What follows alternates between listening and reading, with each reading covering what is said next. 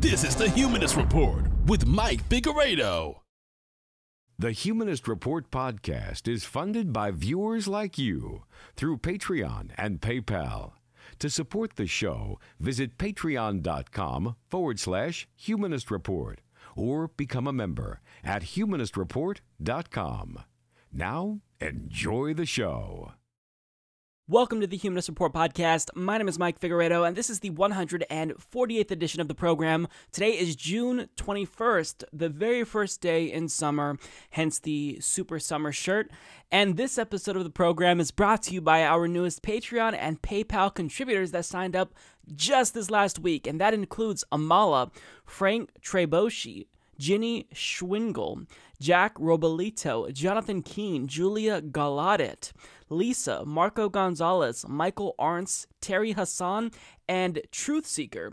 So thank you so much to all of these kind individuals. If you'd also like to support the Humanist Report podcast, you can do so in numerous ways. You can visit humanistreport.com/support, and that's how you can sign up to become a Patreon, or a PayPal member, but you can also sign up to be a Patreon patron on humanistreport.com or visit patreon.com/Humanist Report. But otherwise, just the mere fact that you are tuning in and watching is all that I could ever ask or hope for. So on today's episode, first, we'll talk about Trump's fascistic zero-tolerance immigration policy that really takes the worst of Bush and Obama's cruelest immigration policies and puts them on steroids. We'll also talk about Fox News' attempt to defend Trump here, and I'll also discuss why it's time to abolish ICE. Also, Seattle City Council repealed a tax that they recently passed on big businesses that would have helped fight the city's homeless crisis, and one resident decided to grill them for it, and it was awesome. Democrats are resisting Trump from the right when it comes to the issue of North Korea. Kathy Griffin becomes yet another D-list celebrity and rich person that decided to vote shame Jill Stein voters. And in this week's net neutrality news, one Californian Democrat might single-handedly ruin the state's chances at securing net neutrality. We'll talk about that. And additionally, in the least surprising news ever, Ajit Pai lies again, and there's another scandal involving him and his agency. We'll talk about the debate between Alexandria Ocasio-Cortez and Joe Crowley. And finally, we'll speak with Representative Ro Khanna about his dual endorsement of Joe Crowley and Alexandria Ocasio-Cortez. So that's on the agenda for today. I hope you guys enjoy the episode. People all over the country are justifiably outraged because nearly 2,000 children have now been separated from their parents, and they're being held in these makeshift detention centers, placed in literal cages, and at some of these facilities, the conditions are prison-like.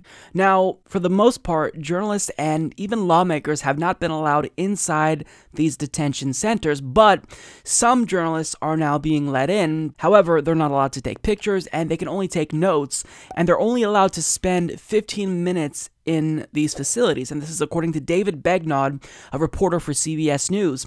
Now, the United States Customs and Border Protection Agency actually did release a video and confirmed that they are locked in literal cages, and that's what you're seeing now. So the question is, why are we seeing human beings locked in cages? Why are we seeing children locked in cages like animals?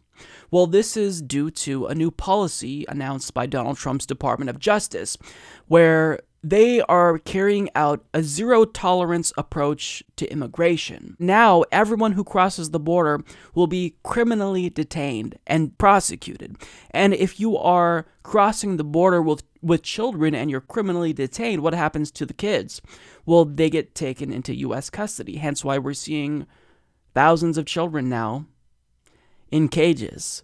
So it's really important to understand how we got here, because what we're seeing is a very fascistic policy towards immigration. But Donald Trump wouldn't have been able to do this had it not been for the cruel and inhumane policies of his predecessors, who really set the stage and moved us closer and closer towards the fascistic immigration policies that we're seeing today. So it started with George W. Bush in 2005, who instituted the first iteration of what's now known as the zero-tolerance approach to immigration. And as the New York Times explains, in 2005, he launched Operation Streamline, a program along a stretch of the border in Texas that referred all unlawful entrants for criminal prosecution, imprisoning them and expediting assembly line-style trials geared toward quickly deporting them. The initiative yielded results and was soon expanded to more border sectors. Back then, however, exceptions were generally made for adults who were traveling with minor children, as well as juveniles and people who were ill. Now, comparatively speaking, what George W. Bush did back then, well, that's obviously a lot less cruel than what Donald Trump is doing now, but back then, a lot of us saw that as something that was incredibly cruel, because he was taking this hardline stance, because according to him, Bush thought, well, if I'm really cruel, hopefully other immigrants who are thinking of coming over, they'll see that we're being cruel, and that will hopefully act as a deterrent that will discourage others from crossing the border. Now, when Obama took office, he actually used Bush's program as a launching point of his own when he didn't know how to respond to an influx of immigrants from Central America in 2014. So he also decided that he wanted to invoke a really cruel and harsh policy in order to discourage more people from crossing. And he decided to detain everyone that crossed the border illegally. And as the New York Times explains, the steps led to just the kind of brutal images that Mr. Obama's advisors feared. Hundreds of young children, many dirty and some in tears, who were being held with their families in makeshift detention facilities. Immigration advocacy groups denounced the policy, berating senior administration officials, some of whom were reduced to rueful apologies for a policy they said they could not justify, and telling Mr. Obama to his face during a meeting at the White House in late 2014 that he was turning his back on the most vulnerable people seeking refuge in the United States. Before long, the Obama administration would face legal challenges and be forced to stop detaining families indefinitely. A federal judge in Washington ordered the administration in 2015 to stop detaining asylum-seeking Central American mothers and children in order to deter others from their region from coming into the United States. So understand how this is similar to what Trump is doing now, but not the same thing. Obama decided to adopt this hardline stance to discourage others from crossing the border, and he said, anyone who comes over, we're going to detain you. We're going to detain your whole family. So if you're, two parents with 3 children, all of you will be detained. That's what he decided to do. That was his policy. And that's why we saw these images surface recently of children sleeping in cages. That was a result of Obama's policy. Now, to be clear, these people were not criminally detained. They were just administratively detained. But nonetheless, that still led to them being placed in cages because there was an influx of immigrants, and Obama didn't really know how to handle this situation. It was a new issue. It was new territory. So he thought adopting this really hardline xenophobic stance, quite frankly, would make him look better if more people weren't coming, because if more people come and he doesn't know how to deal with them, then that would ultimately lead to more people in cages if he continued with this zero-tolerance policy. Now, Obama made it clear that it was never his goal to separate families at the border, but it is the case that in some instances, his policies did result in some families being separated at the border. And this is thanks in part due to what's known as the Alien Transfer Exit Program. And it was actually one of the last policies carried out by the Bush administration before Obama took office. And what this policy did was take Mexican men that would illegally enter the country and drop them off hundreds, if not thousands of miles away from where they originally came from. And this was another method the Bush administration used to deter others from entering the country illegally, but ended up putting these people in danger by leaving them in an unfamiliar area in the country that they originally came from. And moreover, their families would have no idea where these men were sent. So if a Mexican man would come over with his family, the children would be able to stay with their mother. But if a Mexican man would come over and he had kids by himself, then that family would be separated. But this was a very harsh policy that both Obama and Bush thought was necessary, again, in order to discourage more people from Central America from coming over. Now, as Tina Vasquez of Rewire reports, in 2011, the Alien Transfer Exit Program affected an estimated 1/5 of migrants detained by Border Patrol along the southwest border. That's because ATEP ramped up under the Obama administration as a way to handle the spike in Mexican immigrants attempting to enter the United States. While ATEP targets Mexican men attempting to enter the United States, the program doesn't just nab men traveling alone. Men migrating with their families are separated from them, detained, and transported to an unfamiliar place in Mexico, while their partners and children are left to languish in detention centers. In 2011, during the height of ATEP, almost none of the reporting about the program focused on family separation. So it's really important to understand the background because it lets you know where we are now and how we got to this situation where Border Patrol agents are literally separating families at the border. So it started with George W. Bush, where he adopted this hardline anti-immigration stance in order to deter others from coming. Obama got into power, and he decided to ramp up the policies that George Bush put in place. And now, just like Obama did, Trump has gotten into power, and he decided to ramp up the policies that his predecessor, Obama, put in place. So it really started, and it continued to build and build, and now we're to this point where our immigration policies are so hardline that they're fascistic. We're now literally breaking up families at the border. So now that you know that, it's easier to understand what's happening now. So once Trump took office, he immediately, one of the first things he considered doing was bringing back George Bush's Operation Streamline Zero Tolerance policy. And one of the main proponents in Trump's administration for this policy was Stephen Miller, who serves as a senior advisor to Trump and is also a psychopath.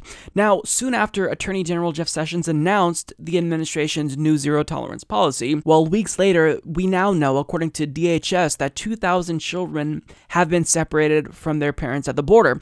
And Trump's Justice Department doesn't explicitly say that children must be separated from their parents at the border, but this is a direct consequence of this policy.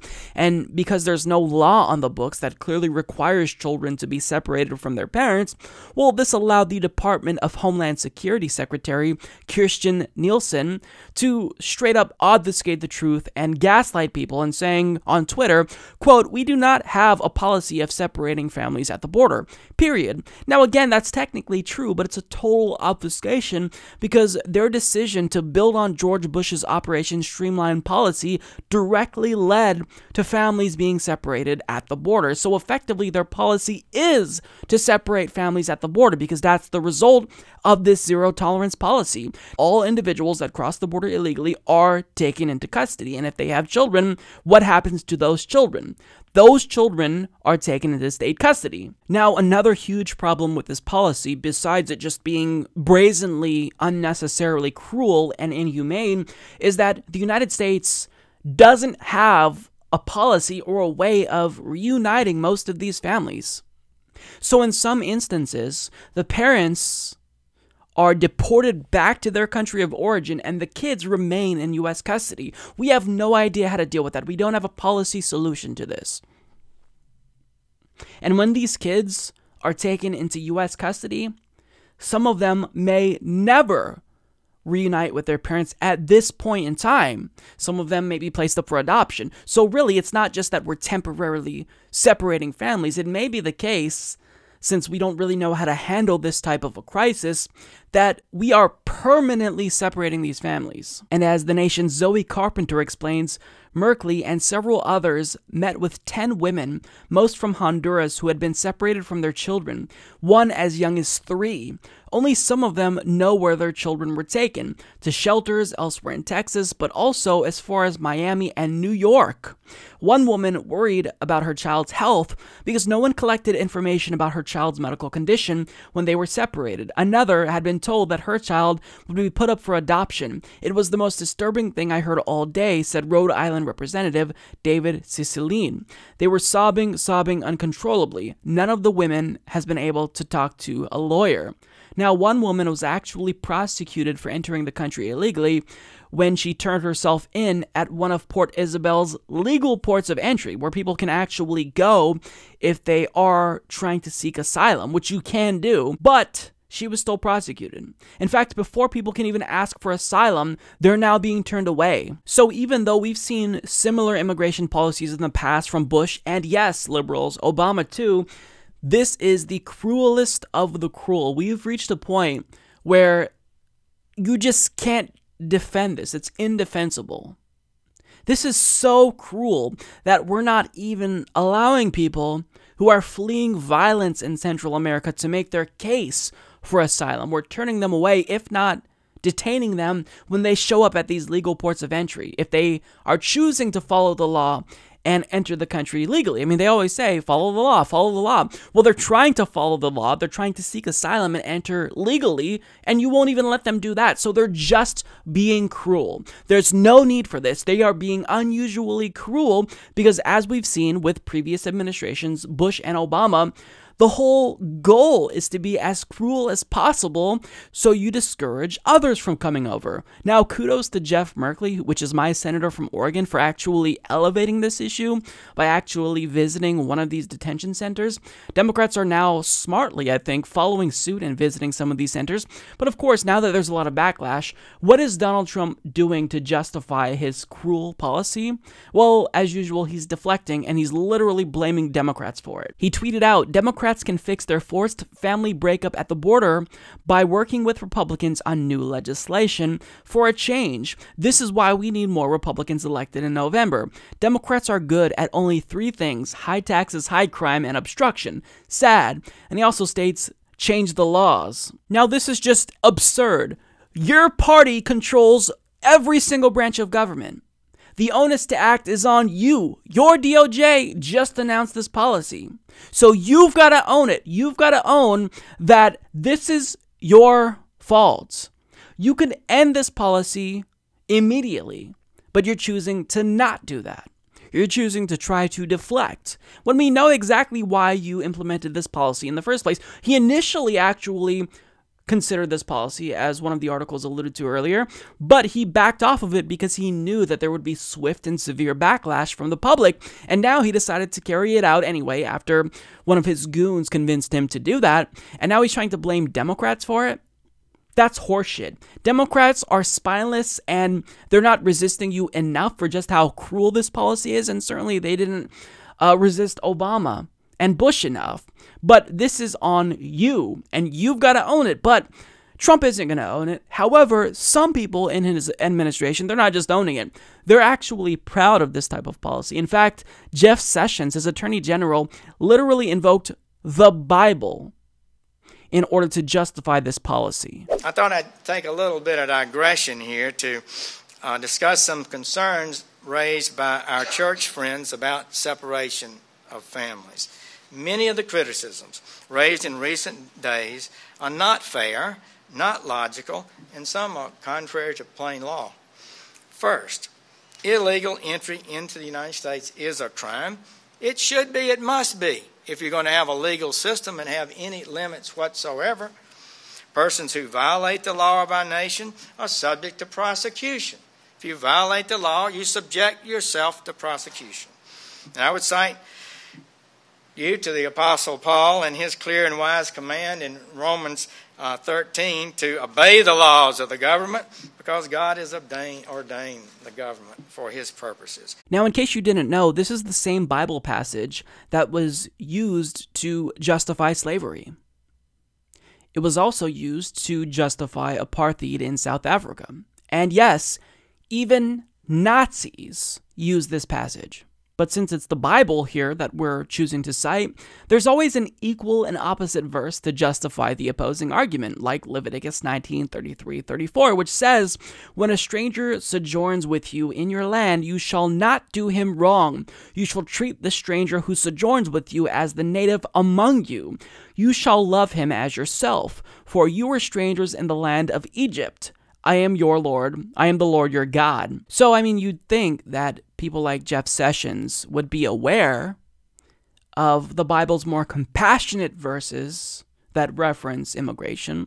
But of course, these aren't reasonable people that we're dealing with. We're seeing the worst of previous administrations' inhumane and cruel immigration policies put on steroids by Trump here. And if liberals called out Obama for expanding Bush's xenophobic policies, maybe it's the case that Trump would have been less reluctant to expand the policies of his predecessors. In fact, again, Trump was apprehensive about carrying out this policy initially because he knew people would be very angry with him. However, people in his ear ultimately convinced him to do that, and now he's not backing down. So Donald Trump's zero-tolerance immigration policy is morally reprehensible. It's absolutely disgusting. There's really no way you can justify it. It's indefensible. It's fascistic. And I'm glad that people are finally speaking out against the United States' disgusting xenophobic immigration policies. I just wish that liberals specifically would have been more vocal during the Obama years, because Trump is using the precedent set by his predecessors to justify what he's doing now. If you allow our elected officials to keep getting more and more fascistic and xenophobic and you don't keep them in check, then eventually you reach this boiling point where they just become brazenly fascistic and they start separating families at the border. It's disgusting. So we've got to be consistent and call it like we see it. Wrong is wrong. Bush was wrong. Obama came in and expanded on those disgusting policies, and now Trump came in and expanded on Obama's disgusting policies. And the logical conclusion is that the next administration will expand on Trump's policies to where what we're seeing is indistinguishable from Nazi Germany. And it's absolutely disgusting. I know that some Republicans think that comparing this to Nazi Germany is hyperbole, but think about it. We have a literal government agency known as ICE doing raids, seeking out undocumented immigrants. If that doesn't harken back to Nazi Germany in your view, you're just not being serious about yourself. So understand that we got here because of the United States' previous administrations putting everything in place that allowed for this type of horrendous policy. And now I'm glad people are paying attention. Don't let up. We've got to stop this. It's grotesque. President Trump is receiving a lot of criticism for his zero-tolerance immigration policy that facilitates the separation of families at the border. So, of course, we all know what that means. The propaganda wing of the Republican Party, Fox News, is reliably coming to the rescue, like they always do. This is one of those moments that tells you everything about our ruling class. They care far more about foreigners than about their own people. You probably suspected that already. The other thing you may have noticed is that they're not especially interested in solutions to anything. They're great at yelling and at preening, not so good at fixing and building. We could strengthen our borders to keep illegals out. We could fund more immigration courts to process those who sneak through anyway. We could even build more housing facilities at the border, holding facilities, to allow families to stay together while their asylum claims are processed. But the left is not interested in any of that. Their only solution is immediate amnesty for anyone who crosses our borders with a minor in tow.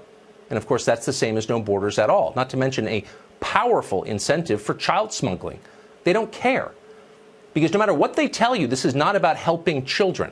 A lot of people yelling at you on TV don't even have children, so don't for a second let them take the moral high ground. So I take it that the irony was lost on Tucker there. He states, "This is one of those moments that tells you everything about our ruling class. They care far more about foreigners than our own people." Okay, first of all, when you're talking about the ruling class, don't pretend as if that doesn't also include you, Mr. My Net Worth is $16 million. You are the ruling class, and you're especially powerful at this given moment in time, since the party that you belong to controls every single branch of government. And I just love the implication here that Republicans only want to implement these fascistic anti-immigrant policies because, we can't spend money on these foreigners because we need to use that money to take care of our own people. So let me ask you this, Tucker. When did you and your Republican friends start suddenly caring about Americans? Because this is news to me. Up until this point, you guys haven't given a single fuck about Americans. Donald Trump, your president, just gutted the Affordable Care Act last year. Republicans proposed cuts to Medicare, Medicaid, and SNAP, and they've been trying to privatize Social Security since before I was born. They're passing laws specifically designed to disenfranchise black voters. They chastise people for speaking out against police brutality, against people of color. They're destroying unions across the country. They're letting companies dump waste in rivers. I mean, in what reality do Republicans care at all, even a little bit, about the American people? They care far more about foreigners than about their own people. You are stupid. Now, Tucker also states here, a lot of people yelling at you on TV don't even have children, so don't for a second let them take the moral high ground. Yes, because if you don't have children, well, newsflash, you simply can't care about other people's children. Maybe we can empathize, Tucker, because we've been children ourselves before, and we know how traumatic that would be to be ripped away from our parents. Or maybe we just care about other people's children. But according to Tucker Carlson, if you don't have children, well, you can't say anything here. Brilliant logic there, Tucker. I guess you need to shut the fuck up now about abortion. I guess you need to shut the fuck up now about our social safety net since you're rich and welfare is something that doesn't apply to you. But Tucker isn't the only one defending Trump here, because Laura Ingraham, another stooge on Fox News, frankly, she decided to come out and defend him because, imprisoning children, according to her, isn't that big of a deal, because really, when you see these children in cages, it's pretty much like summer camp. She actually said this. Well, consistent with American law, when a party is arrested, your children are either sent to relatives or they become wards of the state. So since more illegal immigrants are rushing the border, more kids are being separated from their parents and temporarily housed in what are essentially summer camps, or as the San Diego Union Tribune described them today, as looking like basically boarding schools. It's just like summer camp when we lock children in cages and separate them from their parents. She actually said that with a straight face. She wasn't joking. She wasn't being facetious. She literally compared these detention facilities where they place children in cages to summer camp. Think about how dumb and dim-witted someone would have to be to make that comparison. And Laura, if you think that children being detained and separated from their parents is fun and like summer camp, well, we actually know that that is verifiably false, because it doesn't sound like this child in the audio clip I'm about to play for you is having much fun as she's being taken away from her mom.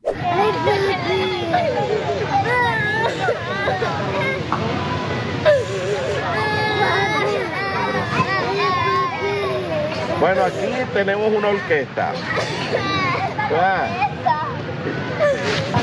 Faltaba el maestro, a ver. Ay, con mi tía por lo menos para que después llegue. Que me venga a traer mi tía para llevarme. Ella llama a tu tía si tú tienes número y habla con tu tía. Tengo el número de ella. Ah, pues ahorita ella te ayuda para que hable. That little girl wasn't having fun as she was being taken away and taken into U.S. custody. That was human suffering that you heard. And if you think that that's not a big deal, then you are morally bankrupt, Laura. And at these facilities, children are oftentimes treated like prisoners, not like campers. In fact, a former youth care worker recently resigned because he refused to carry out a literal no-hugging policy that one of these detention centers had in place. And then later on in the evening, it was not until 8 o'clock that the kids were assigned rooms. In Spanish and English, they were trying to explain to the kids that they would all then be separated. The brother, all three of the siblings in different rooms. So they responded to this by basically clinging to each other and crying. So then I was called on the radio, and I was told over the radio, Antar, come over here. You need to tell them that they cannot hug. They can't hug.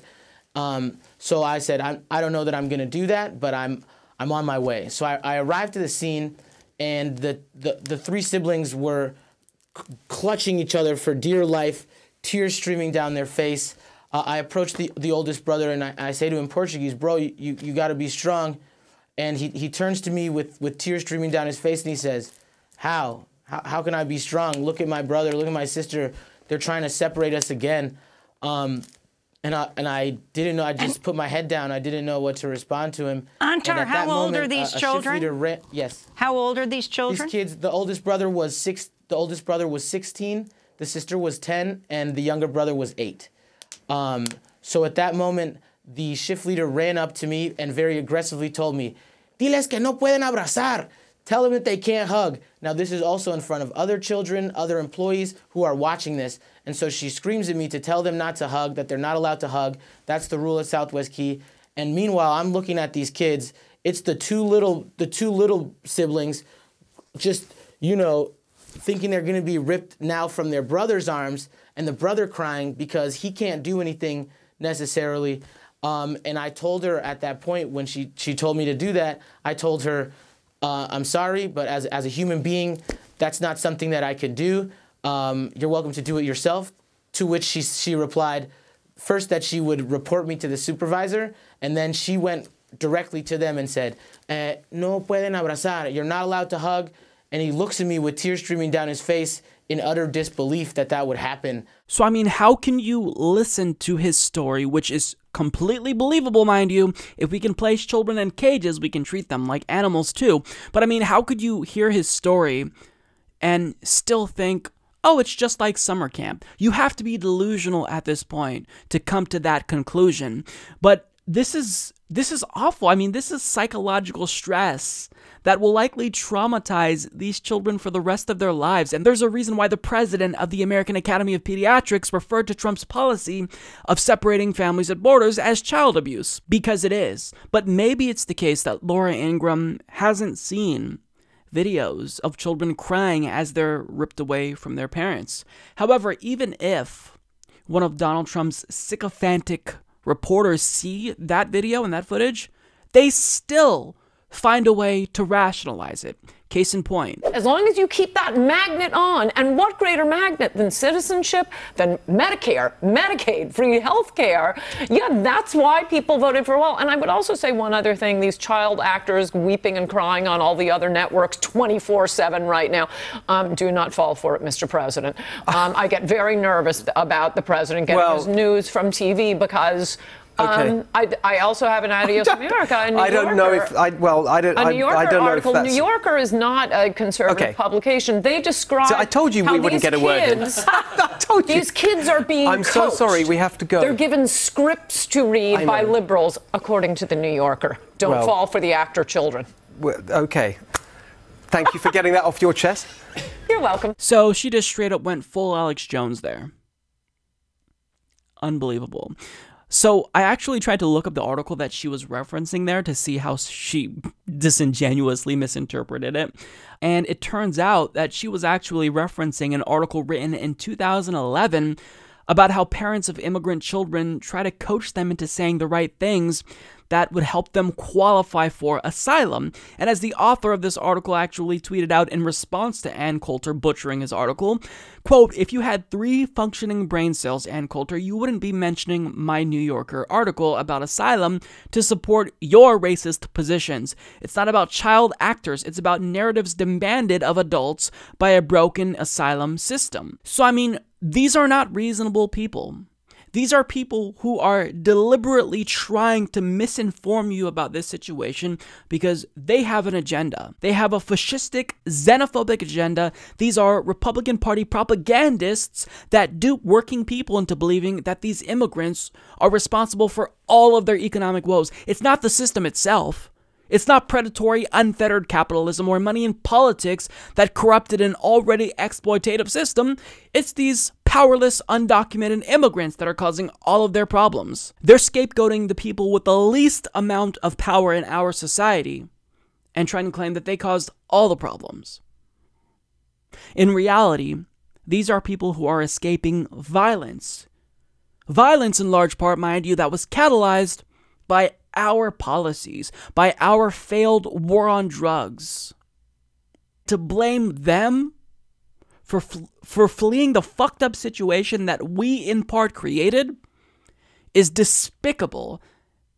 So we should allow them to seek asylum, and certainly we need a pathway to citizenship for people who do want to get in the country. It's only right. You create a problem, you fix it by doing what's right. But these people, again, they see that the system in America is broken, and they don't know how to respond to that. So they do what's easy. They just blame immigrants.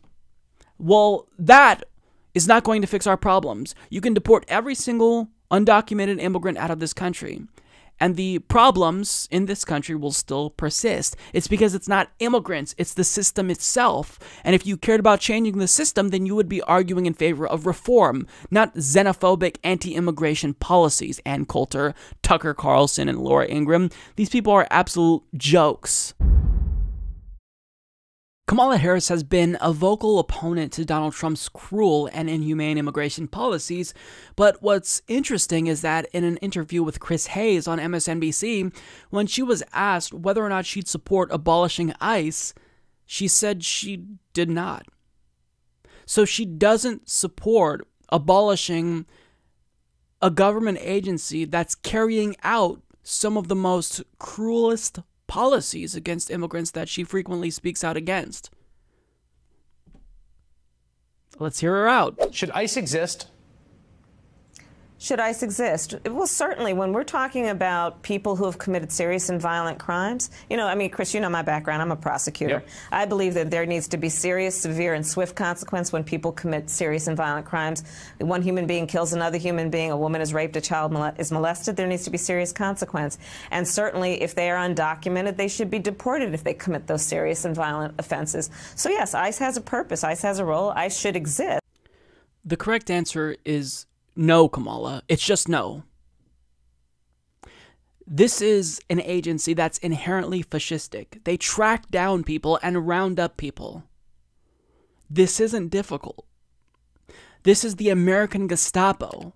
So to not advocate for the abolition of ICE, it's difficult to take you seriously when it comes to other things you say about immigration. Now look, I want to take her seriously because I think she's doing a good job at speaking out against Donald Trump's cruel immigration policies. But when you say that you don't support the abolition of ICE, I can't understand your logic. This is a government agency created by Bush in 2003. It's not like it existed since our country was founded. It's a new agency. It's an unnecessary agency. We don't need an American Gestapo to round up immigrants and do these raids. We don't need that. ICE agents were literally going into churches and schools to round up undocumented immigrants until Obama actually directed them to stop doing this.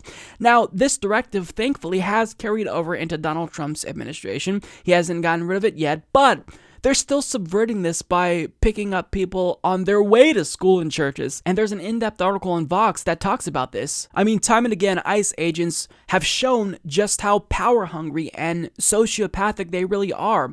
And the examples of them rounding up people on their way to church or school pale into comparison with some of these disgusting anecdotes. So, as Monique Judge of The Root reports, a Honduran woman at a detention center in McAllen, Texas, reportedly had her infant daughter, who was breastfeeding and suckling on her nipple at the time, ripped from her arms. When she resisted having her nursing baby snatched from her breast, she said she was handcuffed, according to CNN. The woman is being detained under the Trump administration's zero-tolerance policy that calls for anyone caught crossing the border illegally to be referred for federal prosecution. But that's not all, because a Border Patrol agent in Montana literally detained two women. Why? Because they were speaking Spanish. He literally detained them for about a half an hour to 45 minutes and questioned them because they weren't speaking English. So can you tell us in the video, please, why you asked us for our IDs, please?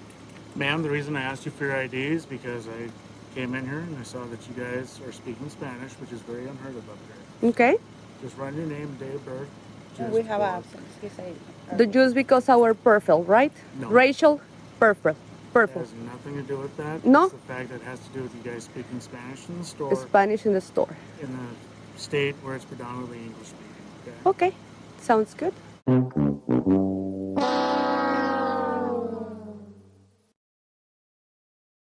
I only stopped you because you were speaking Spanish, but I promise you it totally wasn't racially motivated. I mean, unbelievable. So look, these examples that I'm giving you, they're only a microcosm of a broader issue here. If you have this agency dedicated to rounding up and tracking undocumented immigrants, then you're fostering a situation wherein abuse is possible. And that's what we're seeing. ICE agents are unnecessary. These are not people who care about their country. They're simply going after immigrants, people who are powerless. And they're rounding them up on their way to church and schools. How can you support that type of government agency? I mean, we have some Republicans like Ted Cruz calling for the abolition of the Internal Revenue Service, but yet Democrats like Kamala Harris, who claim to care about Trump's disgusting immigration policies, can't even speak out against ICE and call for the abolition of ICE. I mean, this really is, it's very simple. This is the American Gestapo. Advocate for abolishing them. So by now, we all know that whenever there is a particularly egregious policy carried out by Donald Trump's administration, rather than fighting him on it specifically, well, celebrities and Democratic Party loyalists always end up resorting back to their number one go-to tactic: vote shaming. Anyone who didn't vote for Hillary Clinton, this is your fault right here. Now, I don't know why they do this, because if you truly are outraged at something Donald Trump is doing, then wouldn't you want to fight him on that issue rather than relitigating the 2016 election? Vote shaming doesn't do anything. It achieves nothing. All it does is make you feel better and make it feel as though you're more noble than everyone else for voting for the lesser of two evils, when really you look like a dumbass because you don't understand the policies that got us Trump in the first place. So getting to what Kathy Griffin, the newest vote shamer, said, in response to a story about a dreamer being deported, Kathy Griffin tweeted out, "To every, quote, friend who didn't vote, bragging about how at least they were smart enough to not vote for Hillary, voted for Jill Stein or Gary Johnson, fuck you all." Now, to be fair, I do think that her rage is justified, albeit totally misdirected. The reason why a lot of progressives didn't want to support Hillary Clinton was because they didn't want to be complicit with the same type of policies with regard to immigration that we're seeing now. Certainly, Donald Trump's immigration policies are the cruelest we've seen. But with that being said, what Obama did wasn't great either, Kathy. Obama took a Bush-era program known as the Alien Transfer Exit Program, and he ramped it up. This program took Mexican men that entered the country illegally and literally dropped them off hundreds, if not thousands of miles away from where they originally came from. And what did this do? This put them in danger. This made them vulnerable to crime and abuse. But the reason why Obama thought that this cruel policy was necessary is because he was hoping that it would deter others from illegally crossing the border. So to understand how immigration policies in the United States continues to get objectively worse throughout the years, you have to look at each successive administration and see how it's not just all of a sudden Donald Trump decided to impose this fascistic and draconian policy. Bush and Obama, yes, Obama, paved the way for this type of cruelty. Their policies were a launching point for Donald Trump. It started with Bush.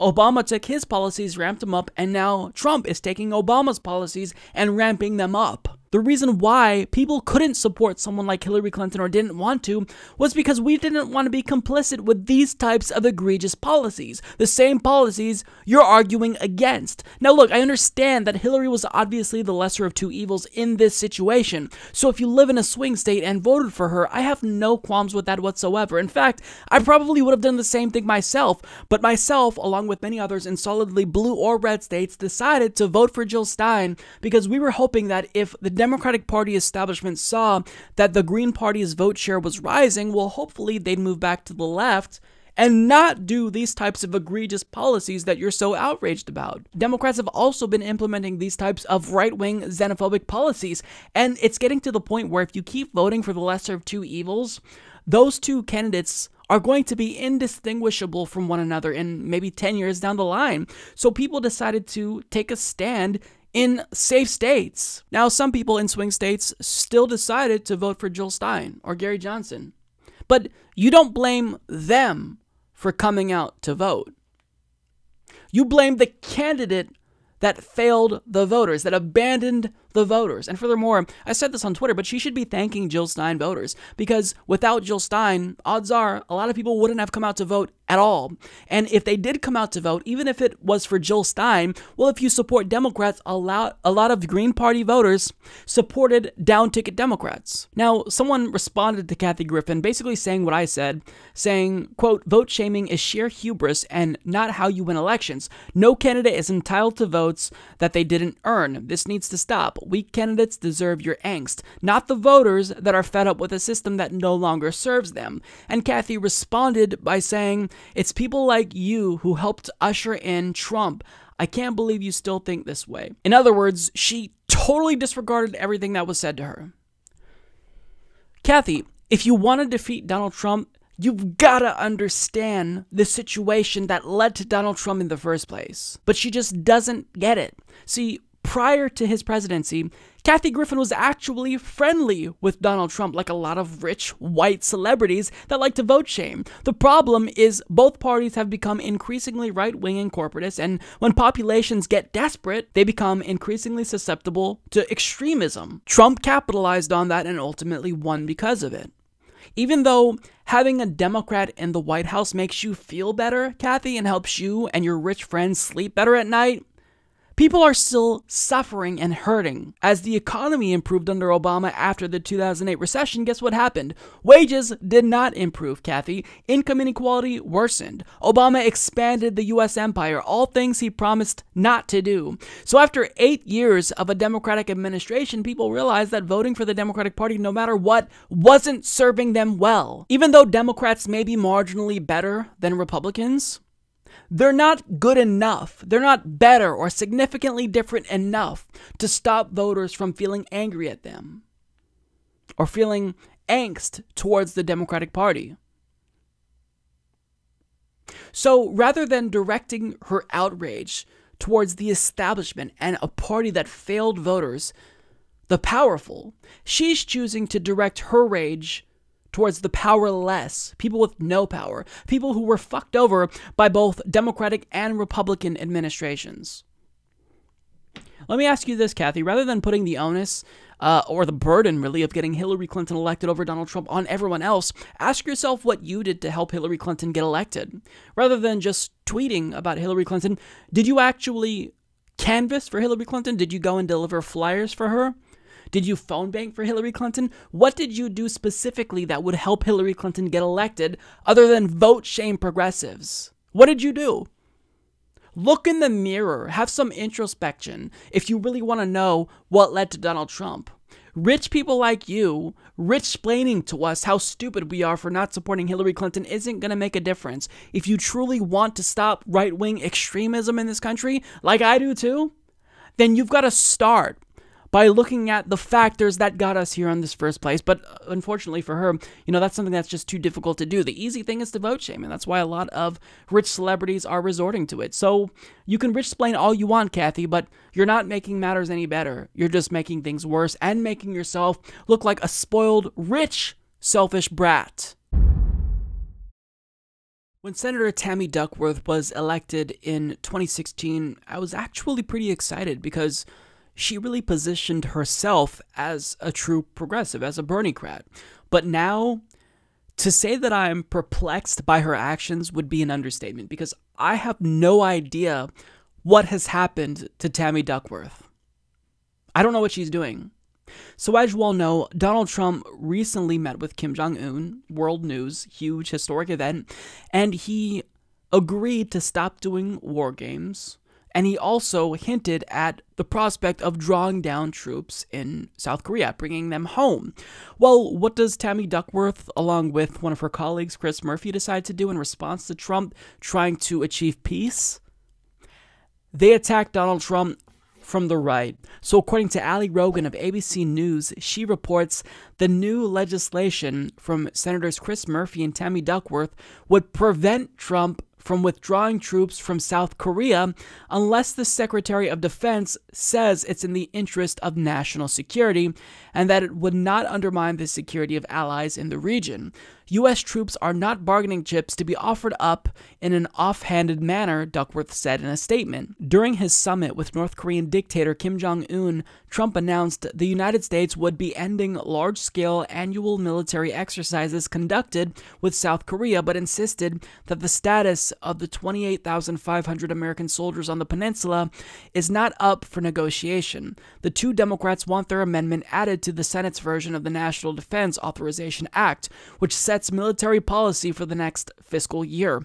The House's version already has a similar provision which would limit funds that can be used to reduce troop levels in South Korea, and the Senate includes a sense of the Senate provision stipulating that significant removal of the United States military forces from the Korean Peninsula is a non-negotiable item as it relates to North Korea's denuclearization. So in other words, what it seems like they're trying to do is tie Donald Trump's hands here. So if he wants to strike up a peace deal with Kim Jong-un, they're trying to stop him from doing anything that would allow for a significant reduction of troops currently stationed in South Korea.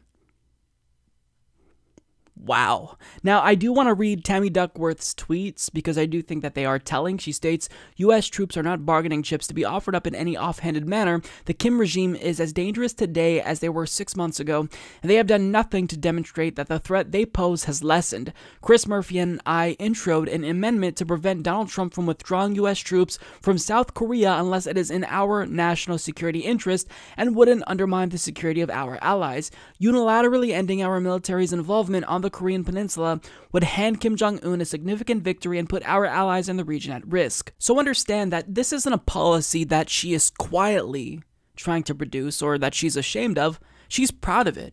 She's tweeting about it, and she's trying to show everyone just how anti-Trump she is by resisting him from the right.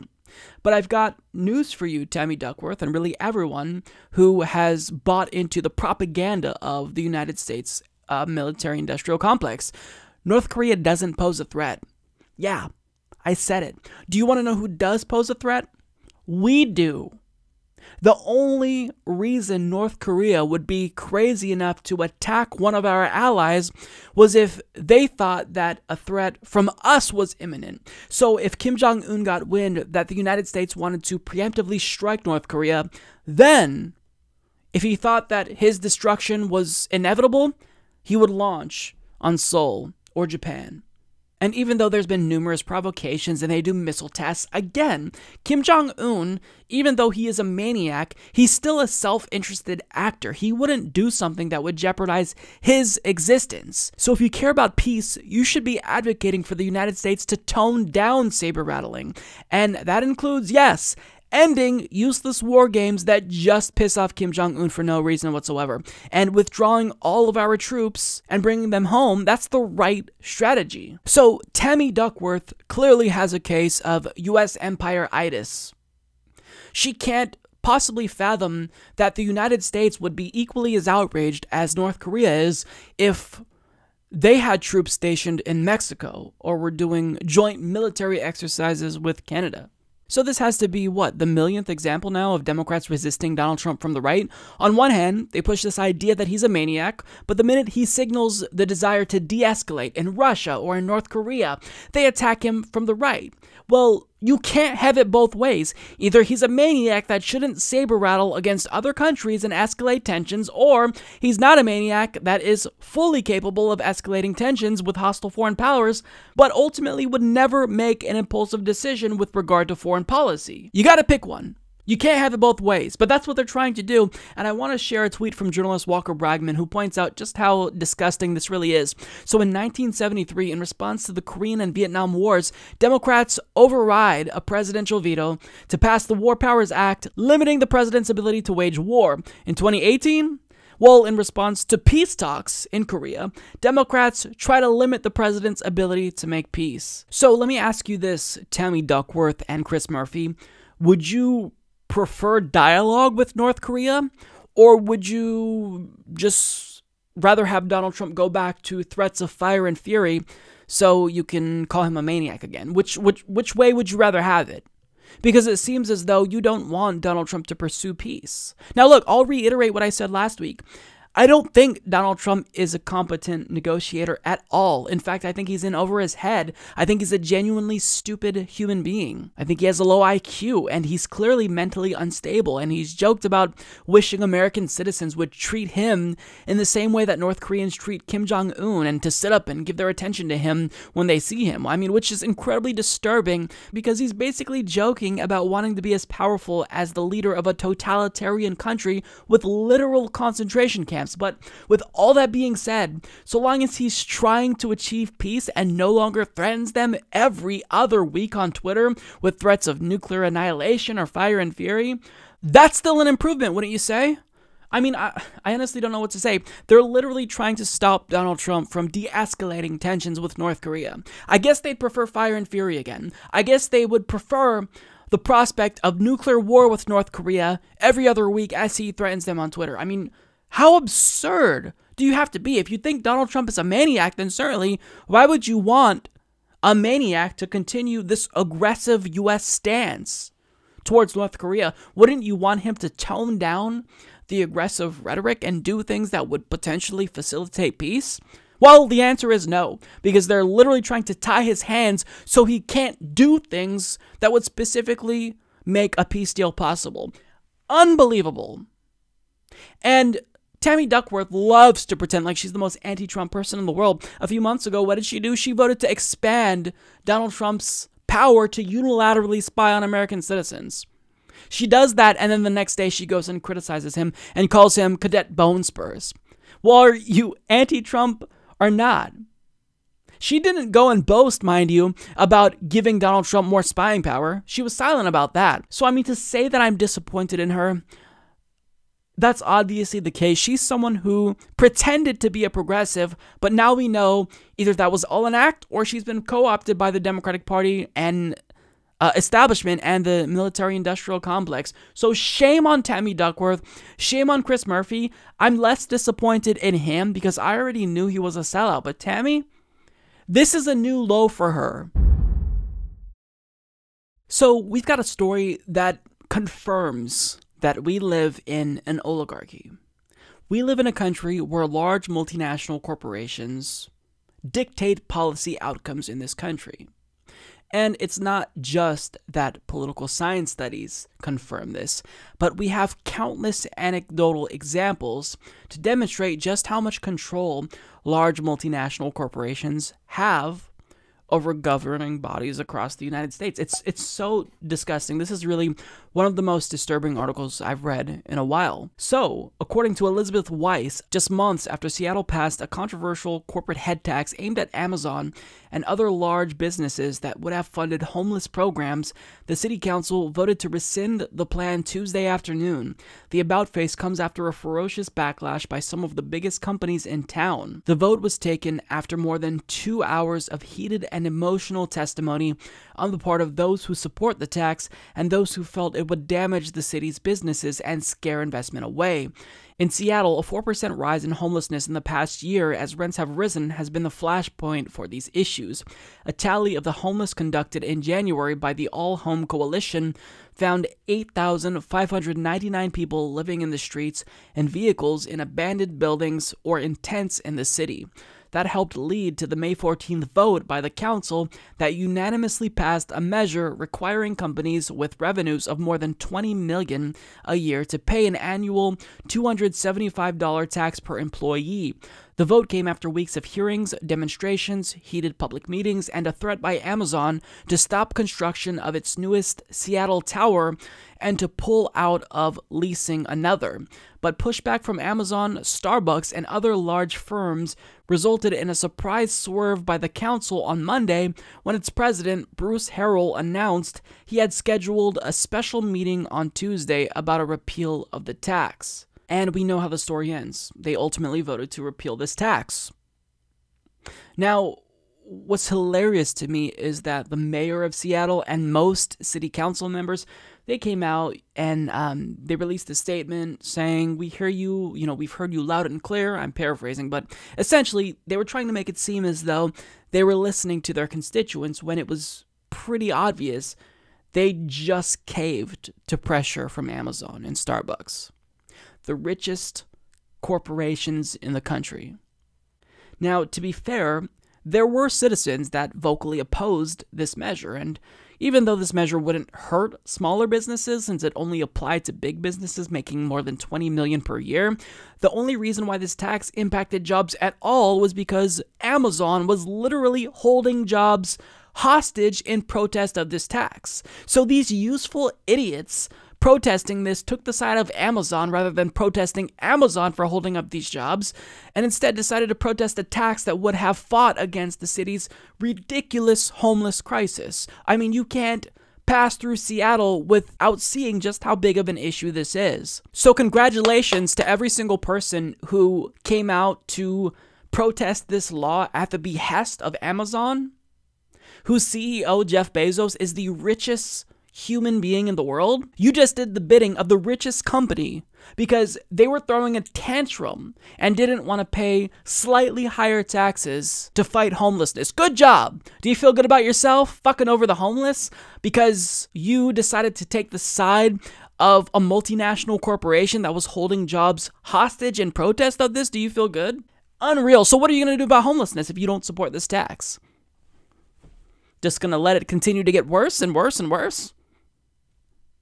Your city is one of the worst in the country, which is why this law was necessary and morally right. But instead, there were some people, I don't know if they're AstroTurf, I don't want to be like Republicans and claim that, they were fake protesters, but corporations do often fund AstroTurf. But some people decided to come out and support Amazon. However, there were a lot of people who really supported this tax because it was the right thing to do. And Seattle is a very liberal city, so obviously this tax appeased a lot of people. But when they decided to repeal this tax, they were justifiably outraged at the fact that their city council, who they elected, who's supposed to represent them, caved to Amazon. You don't represent Amazon, you represent your constituents, including the homeless constituents. But you decided to give in to Amazon because you have no spines whatsoever. It's so disgusting. They should all resign in shame. So there were people that were protesting the city council's decision to repeal this tax, and one resident in particular made it clear just how angry he was, and I think it's safe to say that this individual spoke for everyone. All right, I don't got long. I'm a dad, so I got a kid to take care of. What's up, bootlickers? I haven't seen y'all since the camp out. I got something to say, right? I'm tired of this fucking shit.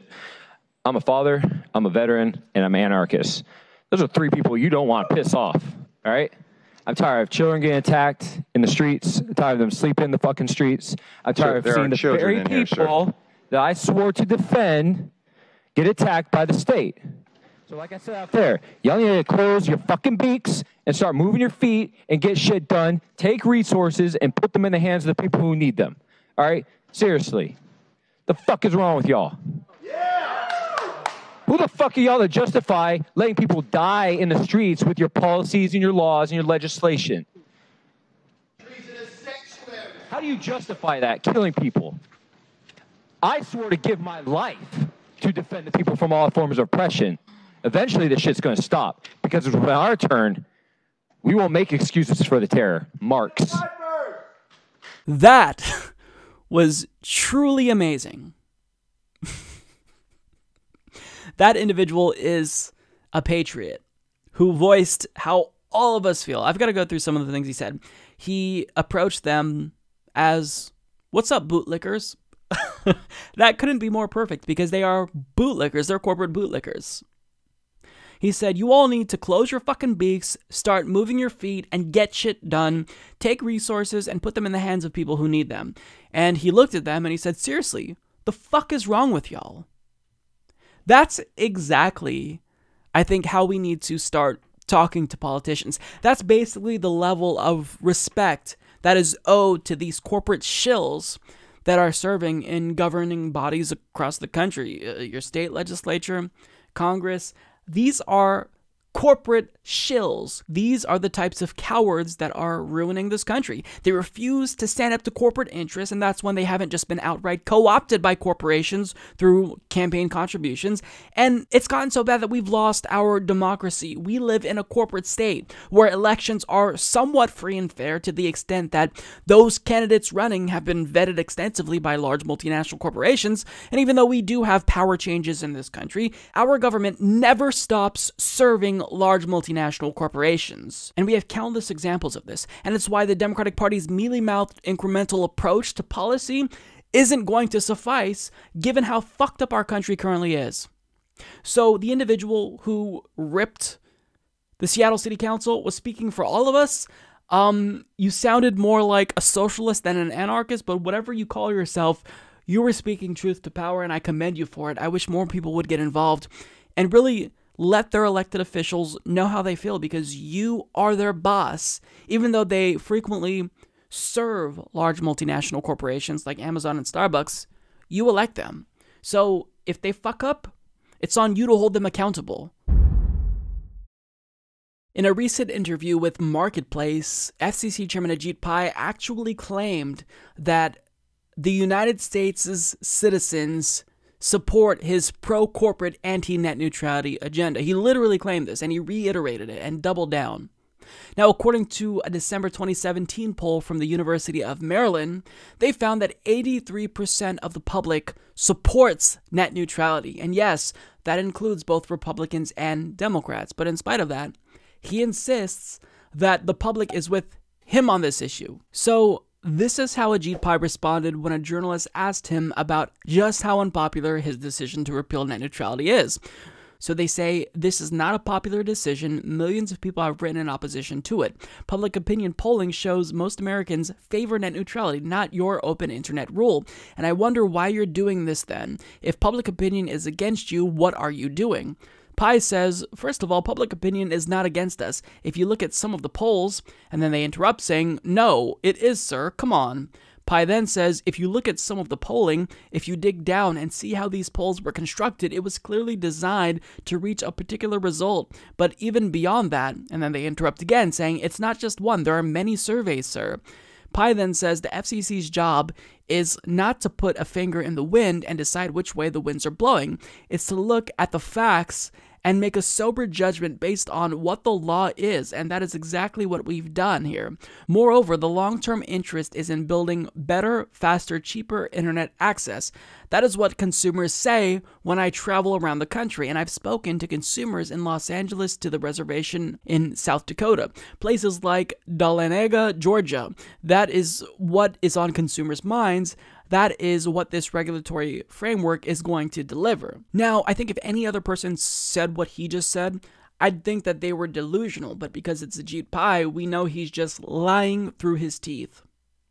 So, after the journalist corrects him and says, come on, this is ridiculous, of course the public doesn't support your pro-corporate agenda, well, here's what he says. Well, you know what? They actually want faster and cheaper access to the internet. And while that's technically true, his version of cheaper internet is basically allowing Comcast, for example, to disaggregate the internet and sell you a social media package with Facebook and Twitter only for $10 a month. And then he'll say, look, that's cheaper internet. Now people can have access to Facebook. More people than ever are now going on Facebook. When the internet isn't like television, what is what he's trying to turn it into. The internet should be sold as one thing. And if you allow these internet service providers to disaggregate the internet and sell packages and throttle access to websites they don't like or their competitors, then you are reducing freedom on the internet. You're making the internet less open. But he claims, oh, well, you know what? I actually care about the open internet. And ironically enough, the name of the order to repeal net neutrality is called Restoring Open Internet Order, or Restoring Freedom on the Internet Order, some Orwellian titled bill. But Ajit, we don't agree with what you want to do. We are vociferously against you. And, I mean, a simple thing you can do to see just how much the public not only disagrees with Ajit Pai, but hates him, look at his Twitter feed. Every time he posts some weird, like, benign, banal thing, all the comments are about net neutrality. When you look at any interview he's done with CBS or Fox News, the like to dislike ratio is always insane. Now, the reason why Americans don't like you, Ajit Pai, isn't because of personal reasons. We despise you because you're doing everything in your power to screw over consumers and strip away consumer protections when you lead an agency that's supposed to regulate an industry you're shilling for.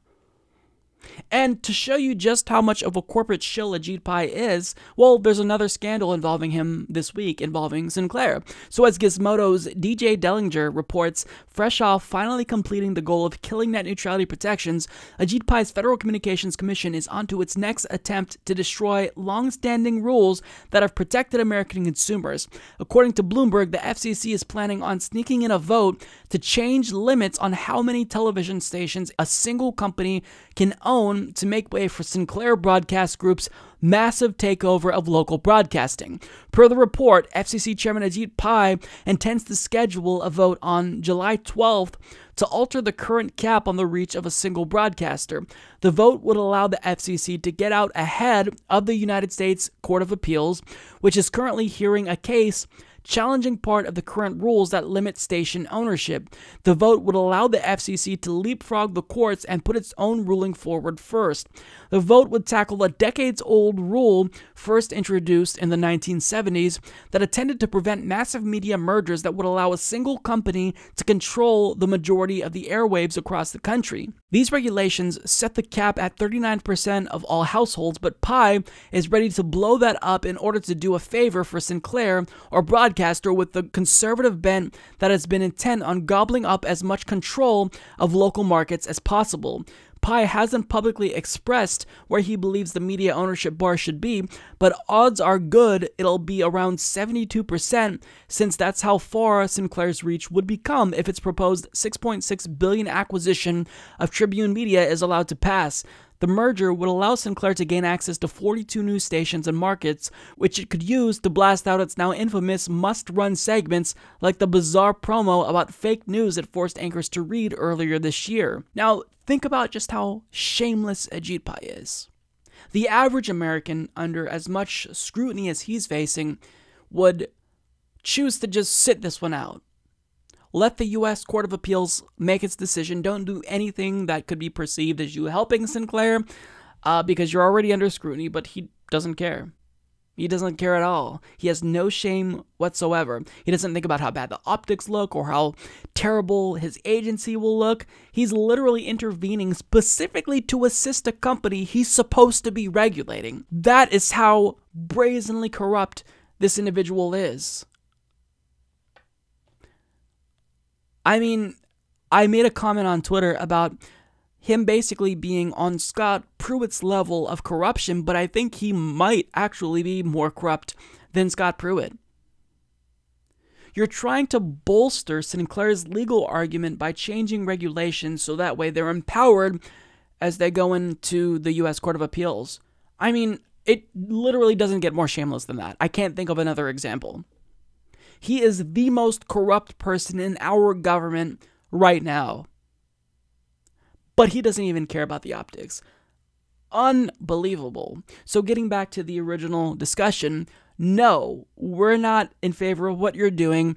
You don't have the public support. You don't have a mandate, Ajit Pai. All you're doing is the bidding of your former employer and the internet service providers, and that's all you're doing. You're a corporate shill. You are an empty suit doing nothing but representing the interests of the industry you're supposed to be regulating. You should be impeached. In fact, you should have resigned in shame for how disgustingly corrupt you are. But there should be calls from every lawmaker in the country calling on you to either resign or be impeached, because this is completely indefensible. You are as corrupt as they come. And the fact that you're still going out of your way to spit in the eyes of Americans shows just how disgusting and ruthless of a person you are. Shame on you, Ajit Pai. So last year, as you all know, California had a lot of momentum moving towards a single-payer healthcare bill until Anthony Rendon, a Democrat who claimed to support Medicare for All, unilaterally killed it. And now we're seeing a similar situation occur. So I've talked about California's progress with regard to net neutrality and how if they codify the current bill that they have into law, it would be the strongest net neutrality bill the country has ever seen. But guess what's happening? One Democrat, this individual, Miguel Santiago, might single-handedly kill that bill. So in a Medium post by Fight for the Future, they explain a single California Democrat could be personally responsible for the death of net neutrality.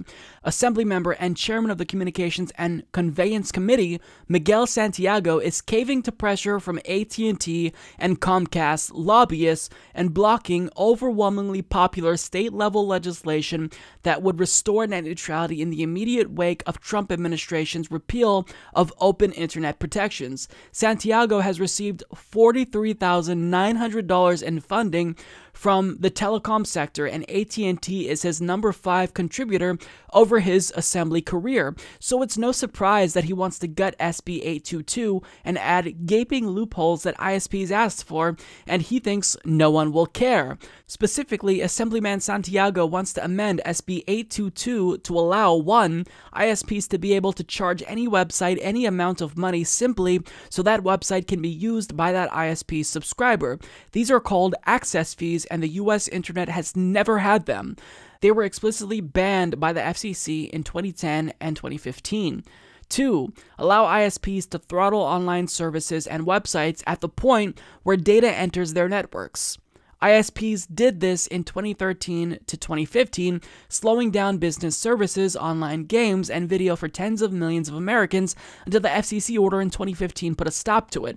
3. Allow AT&T and Time Warner and Comcast and NBC Universal to use their pipes to make their content win by making all other online content count against your data caps, but not their own. That kind of zero-rating scheme hurts everyone and gives them even more incentive to keep your data caps artificially low. So essentially, he wants to strip away that provision against zero rating from this bill that makes California's legislation so special, that makes it the strongest in the nation. And furthermore, he wants to allow loopholes in this bill that would make the entire bill itself basically null and void. The whole point of net neutrality is to stop internet service providers from blocking, from throttling, and he's trying to allow them to do that in a bill that's supposed to save net neutrality. Unbelievable. Now, by the time you see this segment, it could be the case that maybe he had a change of heart. I don't know how this is going to play out, but certainly, I don't have to remind you that this isn't the first attempt by a Democratic lawmaker in California to water down their net neutrality law, because lobbyists for AT&T, Verizon, and Comcast, they are working overtime to defeat state legislative attempts to protect net neutrality. Because a lot of states aren't listening to the FCC's preemption rule that blocks states from passing their own net neutrality. They're doing it anyway, and now lobbyists are trying to stop them. So, if you want to make a difference, we need to take action immediately to stop Miguel from listening to his donors.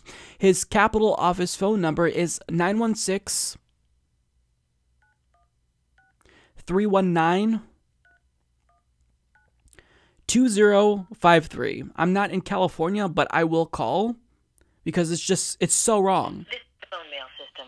If you would like to leave a message for someone, dial their extension and then push pound. Or enter the last name followed by first name until recognized. To access your own mailbox, just push pound. To transfer out of phone mail, push 0. Okay, so that didn't work out. I'm going to try to call his district office. That number is 213-620-4646.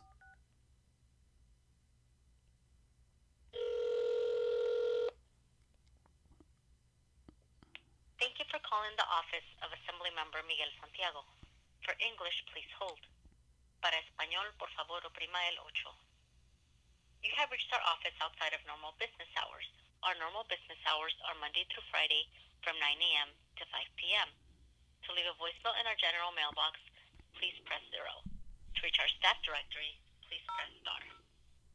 That mailbox is full.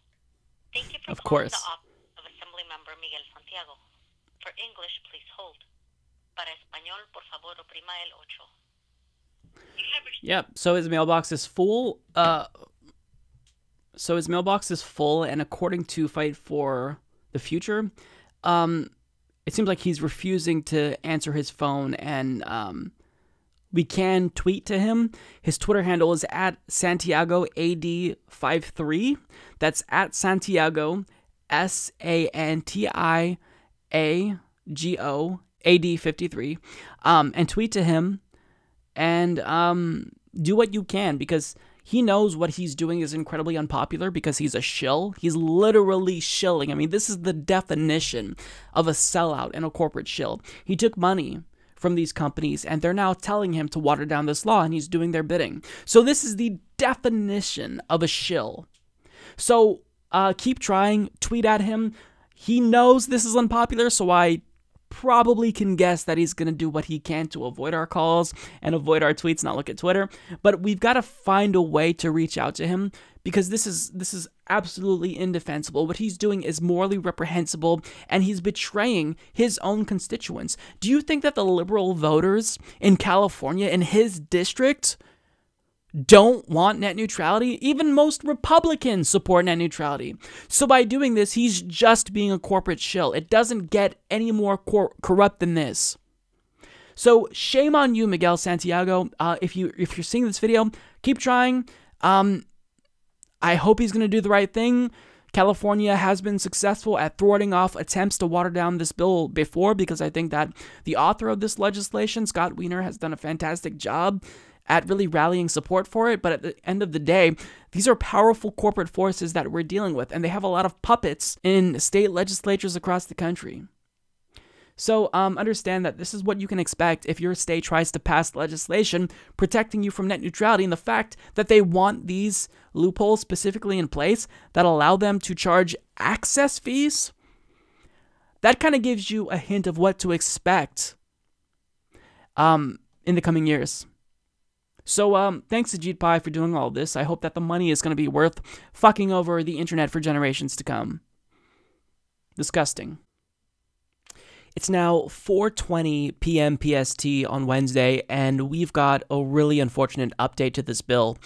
It is now officially dead. So as Mashable reports, SB 822 has passed through committee, including Assemblyman Santiago's edits. According to Fight for the Future, Santiago put it up for a vote before the hearing began. It passed 8-0 with all Democrats on the committee voting alongside Republicans. The bill's original author, Senator Scott Wiener, was reportedly stunned and called the mutilated bill a fake net neutrality bill.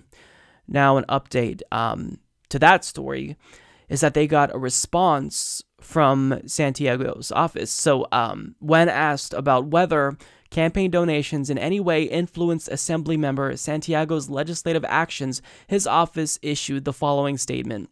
This is the legislative process at work. Any suggestions of actions taken today somehow being otherwise motivated are irresponsible at best and insulting beyond that.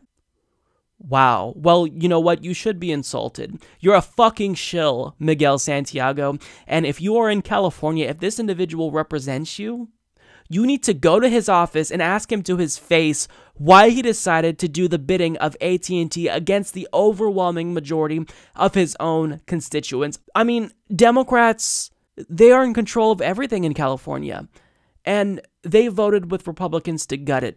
This is absolutely outrageous, so there's going to be more on this to come, but for now, I just wanted to give you guys this update, which is just so disgusting. We really didn't even have time to mobilize. You know, after finding out about this, just days later, they voted to gut it. Really, really fucking disgusting.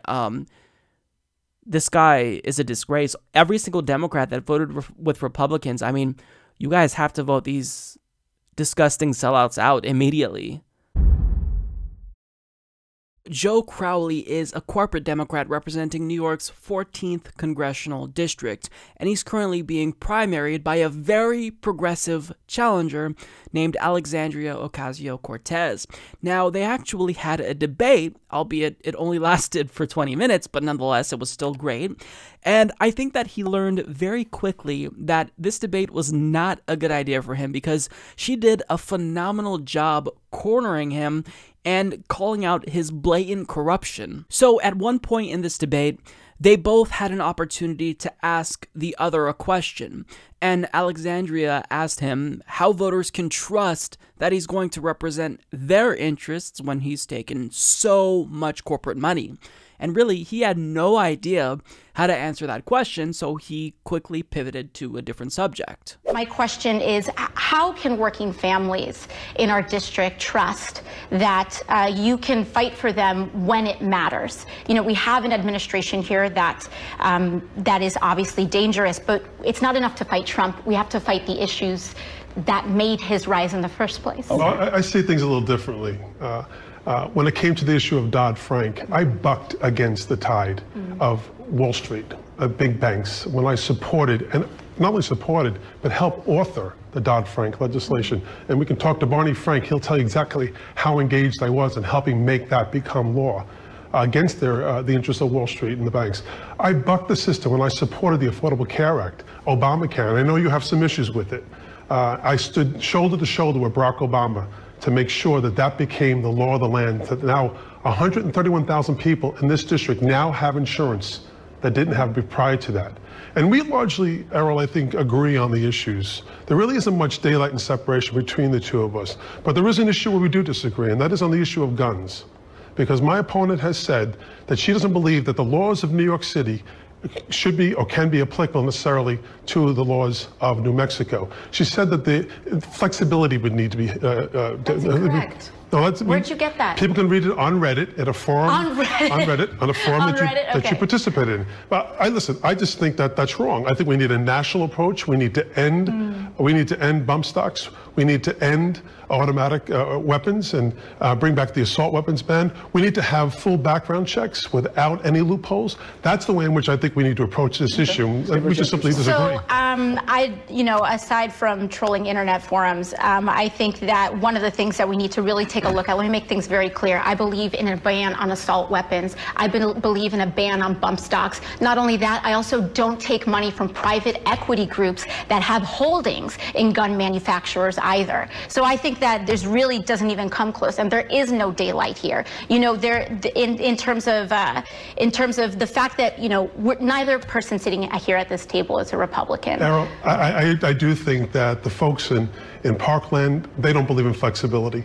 The folks in Newtown, they don't believe in flexibility. And the people here in New York don't believe in flexibility either. If you can go to Pennsylvania, it has different laws than New York City, and dump guns in the back. 74% of the guns on the streets in New York City come from outside the city. Flexibility is not the answer here. Now, as you'll come to see, this dodge and pivot was his strategy throughout the whole debate. He literally pulled a Hillary Clinton where he pretended to be more progressive than his very progressive opponent by saying, well, look, I'm the individual that you've got to elect if you support gun reform.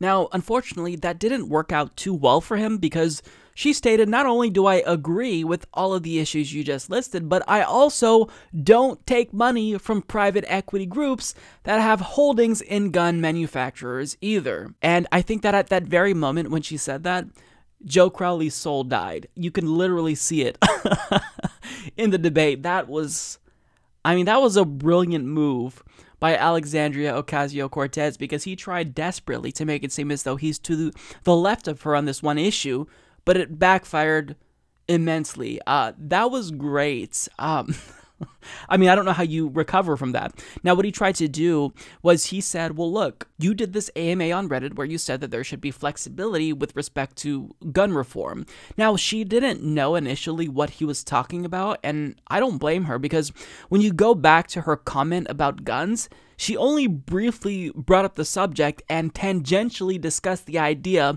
of flexibility on gun control in other states. So when one user asked her how she'd hear and act on policies she doesn't necessarily agree with, but her constituents do, this is what she said. It's much easier to do this when you are grassroots supported. You have to listen to your constituents because your ear isn't being monopolized by special interests. We borrow ideas from both sides of the aisle that are effective and common sense for everyone. I do think my personal background helps with this. For example, I am a third-generation Bronxite and happen to be Latina, but I am also the goddaughter of an Irish NYPD police officer. I have family members who are detectives and male cousins who have been unfairly stopped and frisked. I also have a healthy view on personal opinion, which is that it shouldn't govern without consensus. For example, locally, I happen to support NYC's more strict take on gun control, but I also believe that there needs to be flexibility on the national level. NYC isn't New Mexico. My personal philosophy is that congressional representatives' duty is to represent new ideas to their constituents and use town halls and other forms of communication to lead together. So that is the teeny tiny little comment that Joe Crowley decided to dig up on his opponent, because there's not much else. Now, just based on that, I'm inclined to disagree with her, because if you actually want gun laws to be effective, then they should be the same in all 50 states. But with that being said, to extrapolate what he extrapolated out of that, and to dig that up when she really was only mentioning gun control in passing, it really shows just how desperate he is to dig up any dirt he possibly can on Alexandria. You can tell that he was scouring all corners of the internet to find whatever he possibly could to attack her on. And all that came up was this comment she made referencing gun laws. And if I had made that comment and someone brought it up to me, I probably wouldn't have remembered it too, because again, it was such a short comment she made in passing that she brought up only in reference to a different issue. And her comment, again, even though I'm inclined to disagree with what I can see or what I interpret her response to be, it's still a perfectly reasonable stance to have. So there was another instance where Crowley's corporate catch came up, and he again quickly tried to dodge the question and pivot to another issue, and once again, she backed him right into a corner. I want to pick up on something you suggested before about the PACs and some of the corporate and real estate interests that have supported your opponent. Isn't it true that one person's special interest is another's legitimate community voice, right? I mean, if elected, would you refuse to take money, say, from labor union PACs? Well, I reject all corporate PACs. So what that means is corporations that lobby for their own special interests. But I have worked with political PACs in order to get things done when they are constituted by people. But corporations and corporate PACs are really the real problem. About 99% of my opponent's donations come from corporations, big money, and lobbyist groups, and 80% of all of my donations to my campaign are less than $200. That just isn't true. The people of this district know me. They know my work ethic. They know where my heart lies. And that's why they've sent me back to Congress again and again, and I believe they will again, because of what we're threatened with right now. And what we need right now is experience. And someone who can be a champion and a proven leader in Washington. I'm a proven leader. I'm in the House Democratic leadership. I'm poised at this point in time to take on this president, and I've been doing that, just like I did this week when I marched in protest against what's happening at our nation's border, where this government is separating children from their mothers. It is antithetical to everything that I believe in, and that's what I fight for every day. And you know what? If this organization is as fascist as you have called it, I've said it's fascist. And you have said it's fascist, then why don't you adopt the stance to eliminate it? This is a moral problem, and your response has been to apply more paperwork to this situation, to have ICE collect more information on immigrants, and that puts our communities in danger, and it also conveys a profound misunderstanding of how we should be approaching this problem. You want to abolish ICE? What would be? What I would suggest about that, and Kamala Harris today came out in opposition to this, because she knows, as I do, that simply abolishing the agency doesn't take it out of the hands of Jeff Sessions or this president. We know it's about making change in Washington. It's about Democrats taking back control of the House of Representatives. And that's what I'm about doing. Now, when she said that about 99% of his campaign contributions come from big money corporations and lobbyist groups, he denied that. And he's just brazenly lying because literally less than 1% of his donations, 0.79% to be exact, come from small donors. That small dark blue sliver on the left of the bar that you see there represents his small dollar donors. And it's basically nothing. So literally all the other money he's receiving, more than 99% of campaign contributions, comes from big money donors. So it's true. And to deny that is a bold-faced lie. I mean, this is a verifiable fact that Alexandria brought up, and rightfully so. But according to Joe Crowley, that's not a problem because, quote, the people of this district know me. They know my work ethic. They know where my heart is. Right. So, they know where your heart lies, so you can just take all the corporate cash you want to, and it's not going to be a problem because they know that deep down inside you're a good person. They know where your heart lies. But that is an empty platitude because, yes, I believe your constituents do know where your heart lies with large multinational corporations, with the military-industrial complex, who you continuously support and bolster and vote in favor of. So to say that is one of the most embarrassing dodges ever, but we get to the real dodge where he brings up, which is Trump's immigration policies, which is precisely when Alexandria dealt him the death blow by calling him out for not advocating for the abolition of ICE. So he proceeded to pretend to be outraged by Donald Trump's fascistic immigration policies, but he won't support the abolition of what's basically American Gestapo, ICE. I mean, this guy is so full of shit, you can probably smell it on his breath. What a liar, what a disingenuous prick this guy is. So look, in conclusion, I had Alexandria Ocasio-Cortez on my show last year, and I would highly encourage you to watch that interview. I'll link to it down below. She's one of the best candidates I think I've ever seen, hands down. And I don't just mean that in terms of her having what I think is an effective political strategy and electoral strategy, but she's as progressive as they come. She supports ranked choice voting. And I have no doubt in my mind that she would be a progressive champion in Congress. So if you want to support her, if you want to defeat a lying corporatist shill like Joe Crowley, you can visit Ocasio2018.com and donate to her campaign and help give her a boost in this last stretch of her campaign, because we've got to get people like Joe Crowley out. I think progressives have been really demoralized that a lot of these primaries haven't gone their way because time after time, corporate Democrats, incumbent Democrats specifically, they have more name recognition and they are outraising their progressive challengers by pretty significant margins, and as a result, they're winning by very significant margins. So make a difference. Help and contribute to Alexandria Ocasio-Cortez's campaign. I'll leave you with what I think is one of the best political ads ever created from Alexandria. Women like me aren't supposed to run for office. I wasn't born to a wealthy or powerful family. Mother from Puerto Rico, dad from the South Bronx. I was born in a place where your zip code determines your destiny.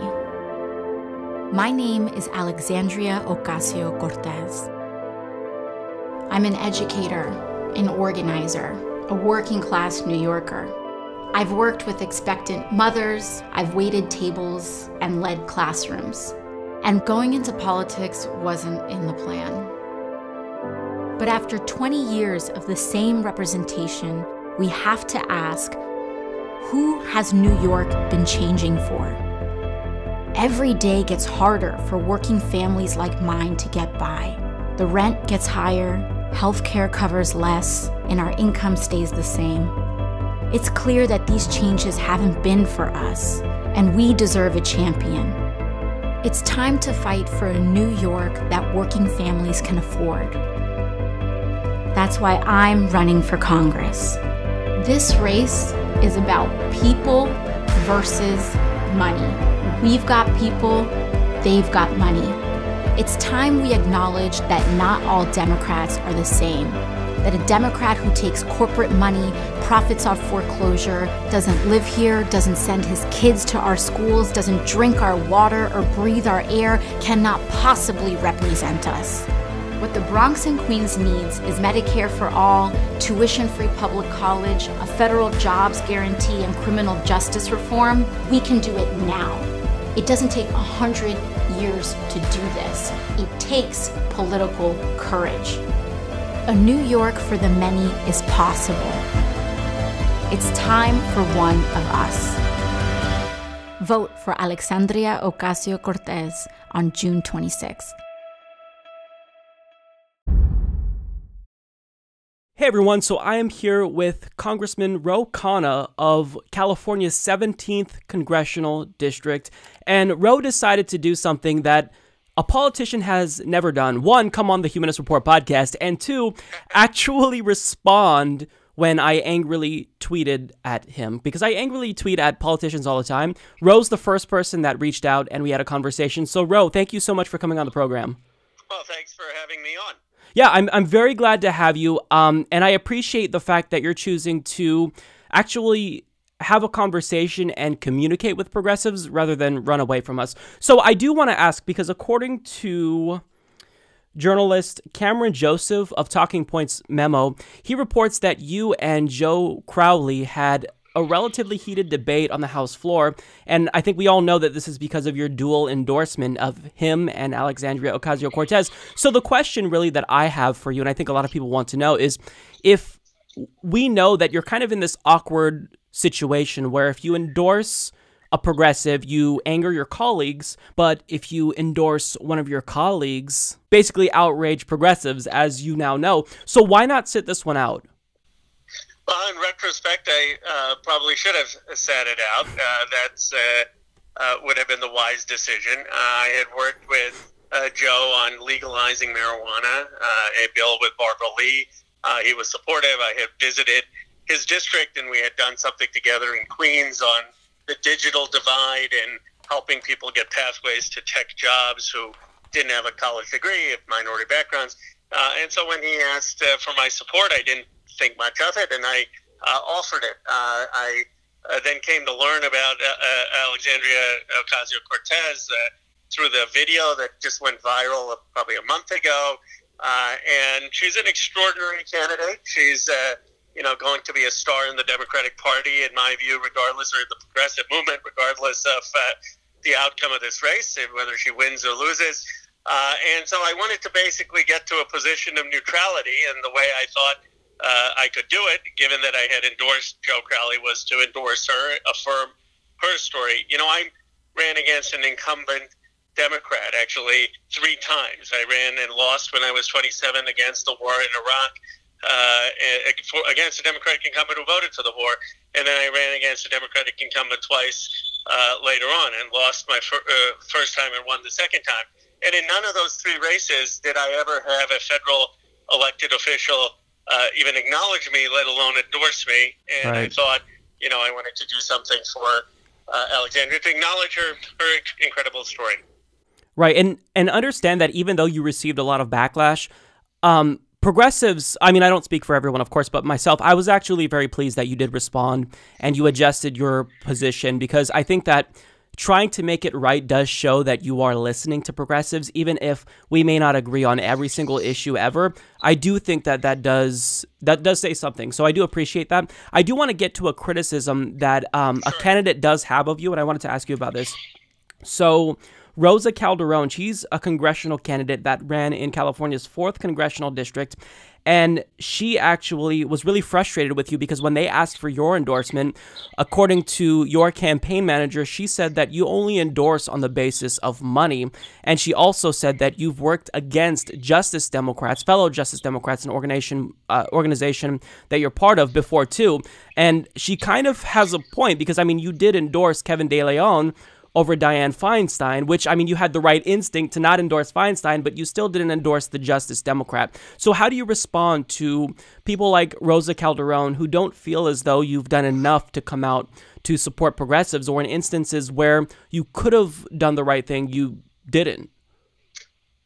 Well, I'm actually proud of my endorsement in that race for Jessica Morse. I can discuss why.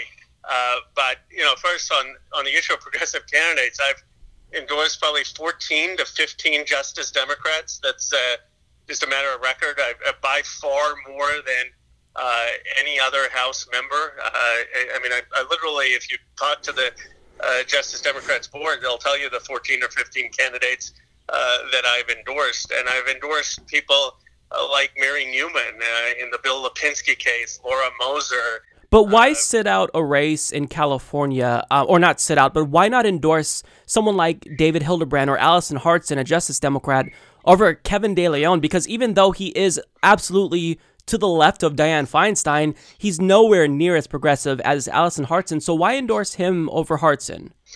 Well, I think Allison will tell you I said good things about her. I had endorsed Kevin. I was the first person to call for Feinstein not to run.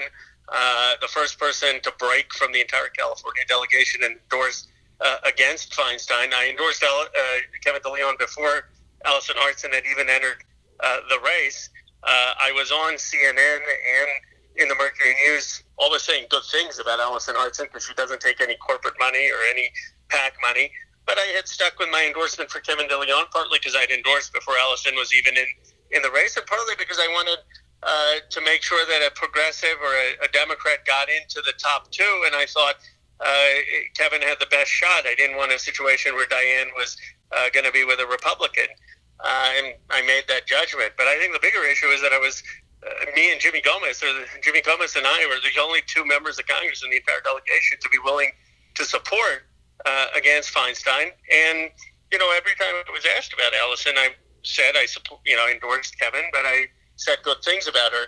The race with Rosa Calderon, Jessica Morse was a terrific candidate. I mean, she's a veteran. I spoke to her. She shared a lot of progressive views. I thought she had the best chance of winning that district. She won the primary, and it's just a judgment I had made. And when I accepted Justice Democrats' endorsement, I had made it very clear that, I can't just support blanket the entire slate. I don't think anyone should blanket support a slate. That's as bad as defaulting to an incumbent slate. Sure. I think you should have the judgment in a case-by-case basis. But if you talk to them, and we'll put it out there, I have supported at least 14 to 15 Justice Democrats across this country. Most of them, in fact, haven't won. So it's not been some strategic thing. It's if I have liked their candidacies and have liked their values. But let me ask you this, because you said that your decision to endorse Kevin De Leon was contingent on the fact that you think that he probably had the better chance of winning. But don't you think... one of the factors, yeah. But don't you think that if you endorsed Allison Hartson, you would have given her a boost? And furthermore, doesn't that sound like the same argument that they told us in 2016 about Bernie? Because I remember a lot of neoliberal Democrats saying we can't support Bernie because if we send a socialist to the top of the ticket, then, a Republican's going to win. So, I mean, don't you think that you could have made a difference in that race? I'm not sure my brand matters that much in California politics statewide. But first of all, Kevin did a lot of progressive things. I mean, he came out for single payer in California where some of the assembly hadn't, and he passed that through the Senate. He had come out for the most ambitious renewable energy policy. He was very, very strong on DACA and immigration. So he does take corporate PAC money, though. He does, yeah. But I mean, I don't think that I think he would have been a much better choice than Dianne Feinstein. Sure. And I had endorsed him. Like I said, Allison, I had put out Kevin's name. I had called. You can look at an op-ed in the Sacramento Bee. My first two choices were Robert Reich and Barbara Lee, and I had said one of those two should run against Dianne Feinstein.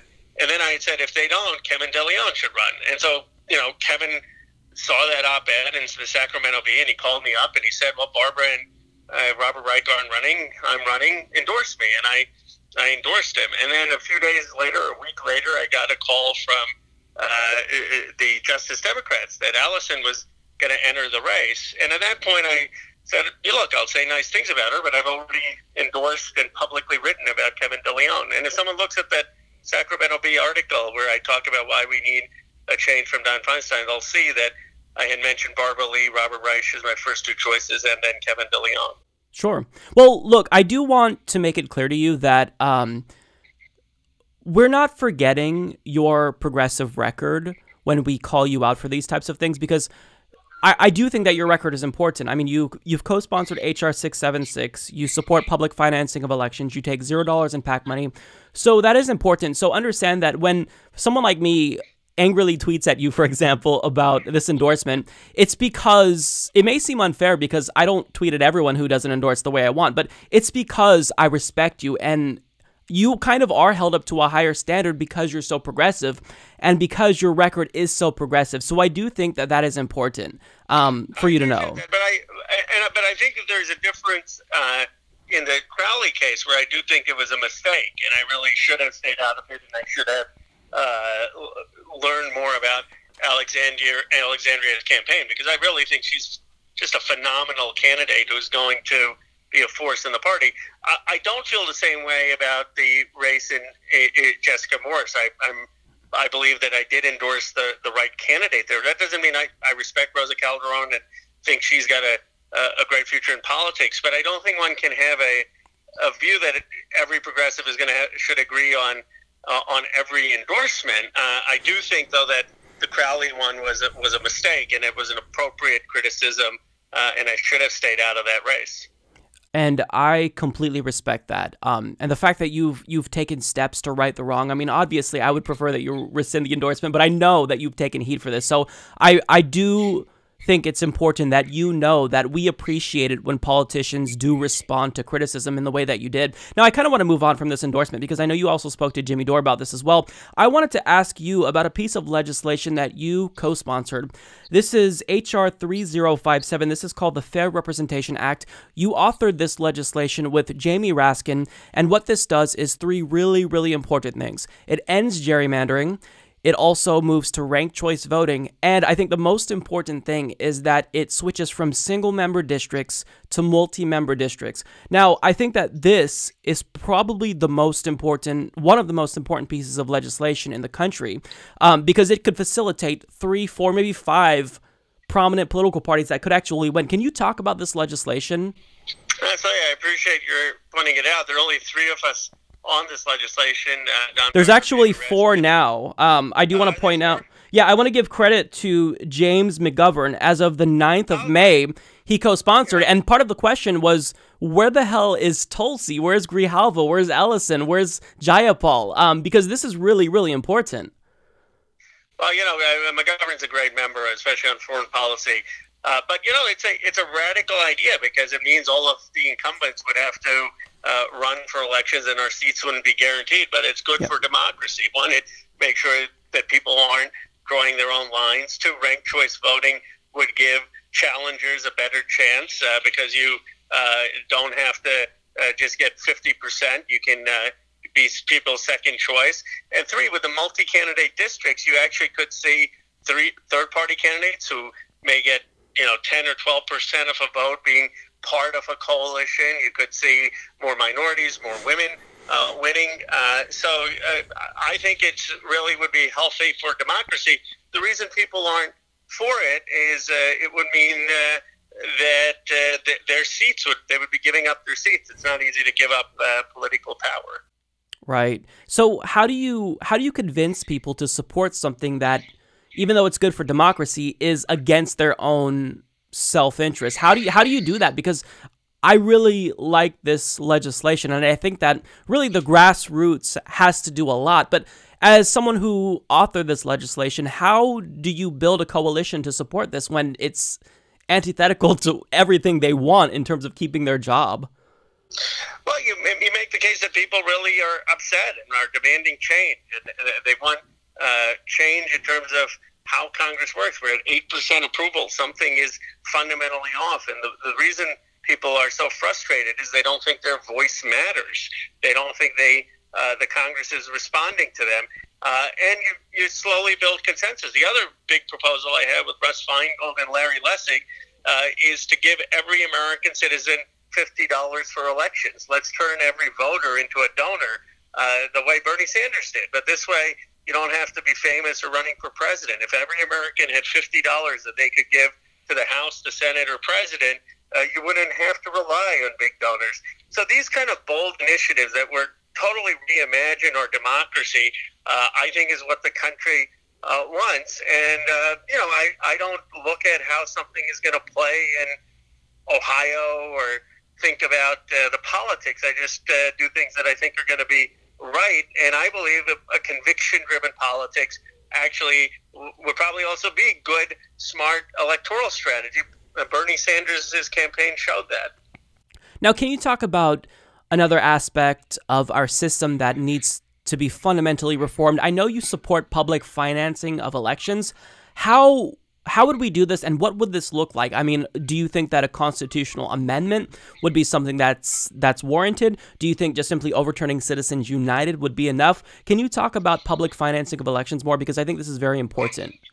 Sure. Well, that's exactly what I was talking about, the proposal with Russ Feingold and Larry Lessig, which would give every American citizen $50 to spend on elections. So it would be financing, but each citizen would have a voice.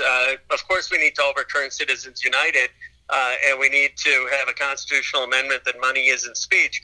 But in the meantime, even under Citizens United, you can empower every citizen to have a voice, so that you're turning literally voters into donors instead of having a special donor class. Right, and we've seen in certain districts where they have incentivized this, how it does kind of bring down the level of corruption and dependency on corporate donations. So I do think that that's a great policy. Now that I have you on, I'd be remiss if I didn't ask you about net neutrality, because I know you're from Silicon Valley, and a lot of small tech startups in your constituency really rely on net neutrality to survive, essentially. Now, I do want to ask you, there's two different questions that I have. First and foremost, we know that the Senate recently passed the joint resolution, part of the CRA, to nullify the FCC's repeal of net neutrality. Can you talk about where that's at in the House, and if you think it will have the support to pass? Well, again, Markey deserves a tremendous amount of credit. He I agree. won that fight in the Senate. He got Republicans on board. We're working on it in the House. We're trying to get Republicans on board. It's uphill because we're going to need first to get all of our Democratic caucus. We don't have even everyone in the Democratic caucus, and then to get about 20 to 25 Republicans.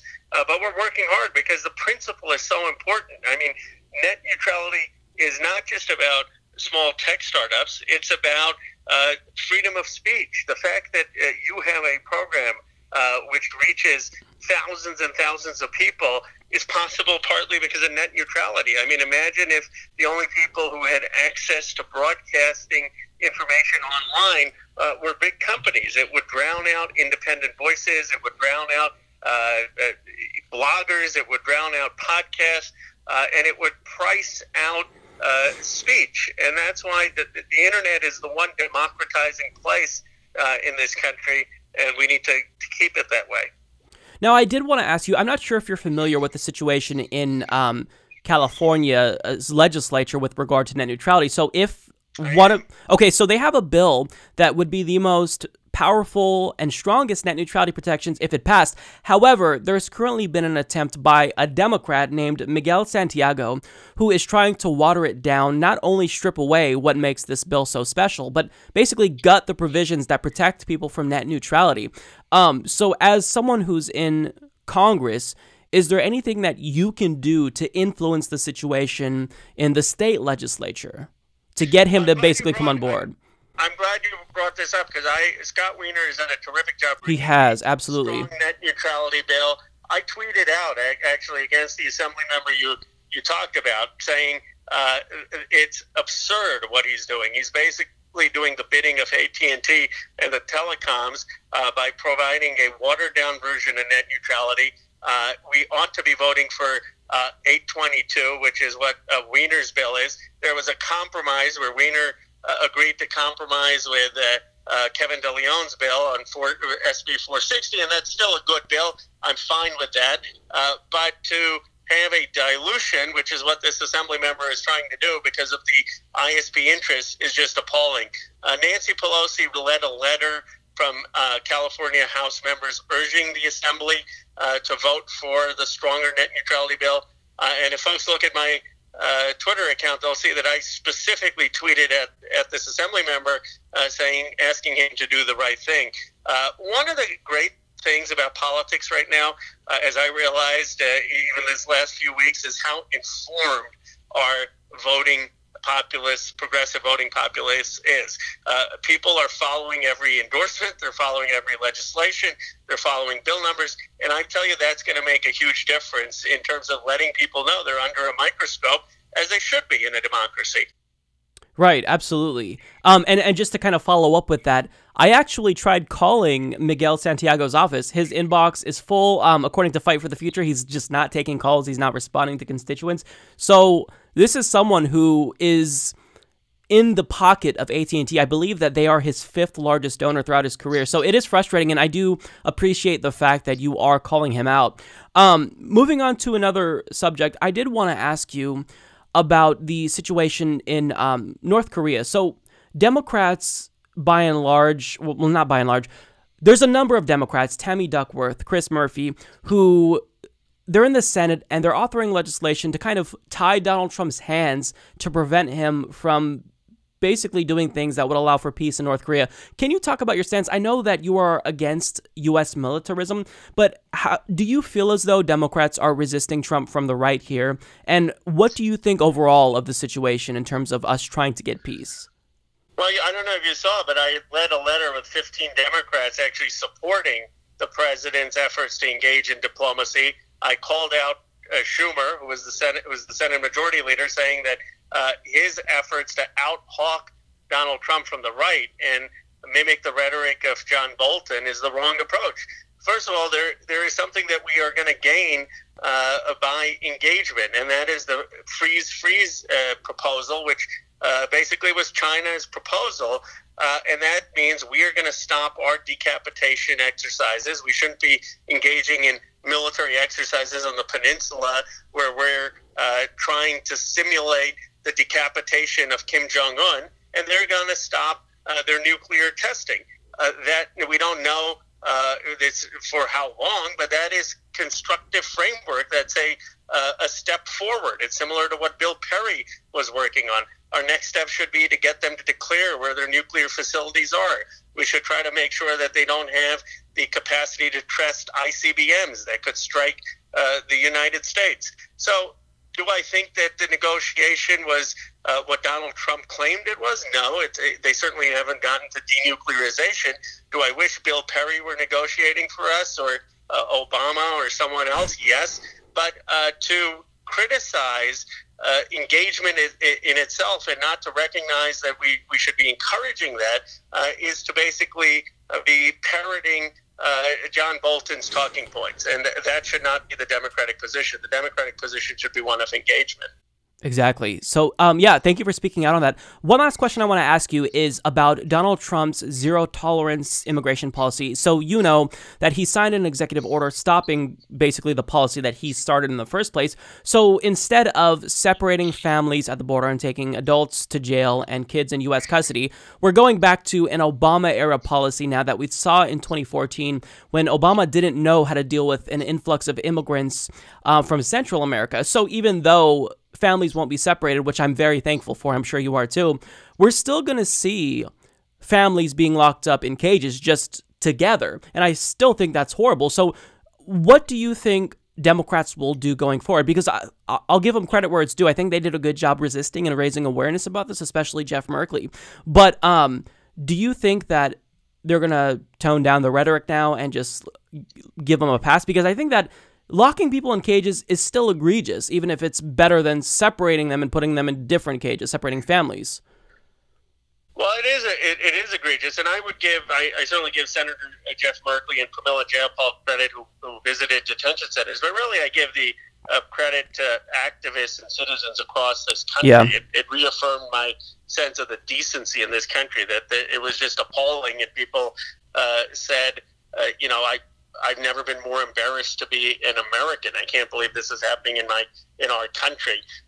And so it's obviously a step in a constructive direction, but it still is appalling. I mean, the big issue is that the president has a policy to criminally prosecute people coming across the border. This has never been done.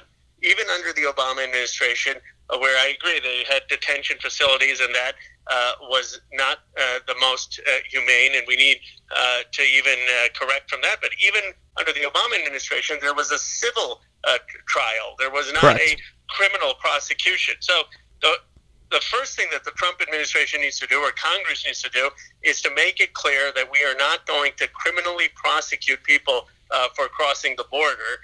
And Congress can do that tomorrow if we wanted to. And I hope that my party and Democrats will remain unified in making it illegal to criminally prosecute immigrants.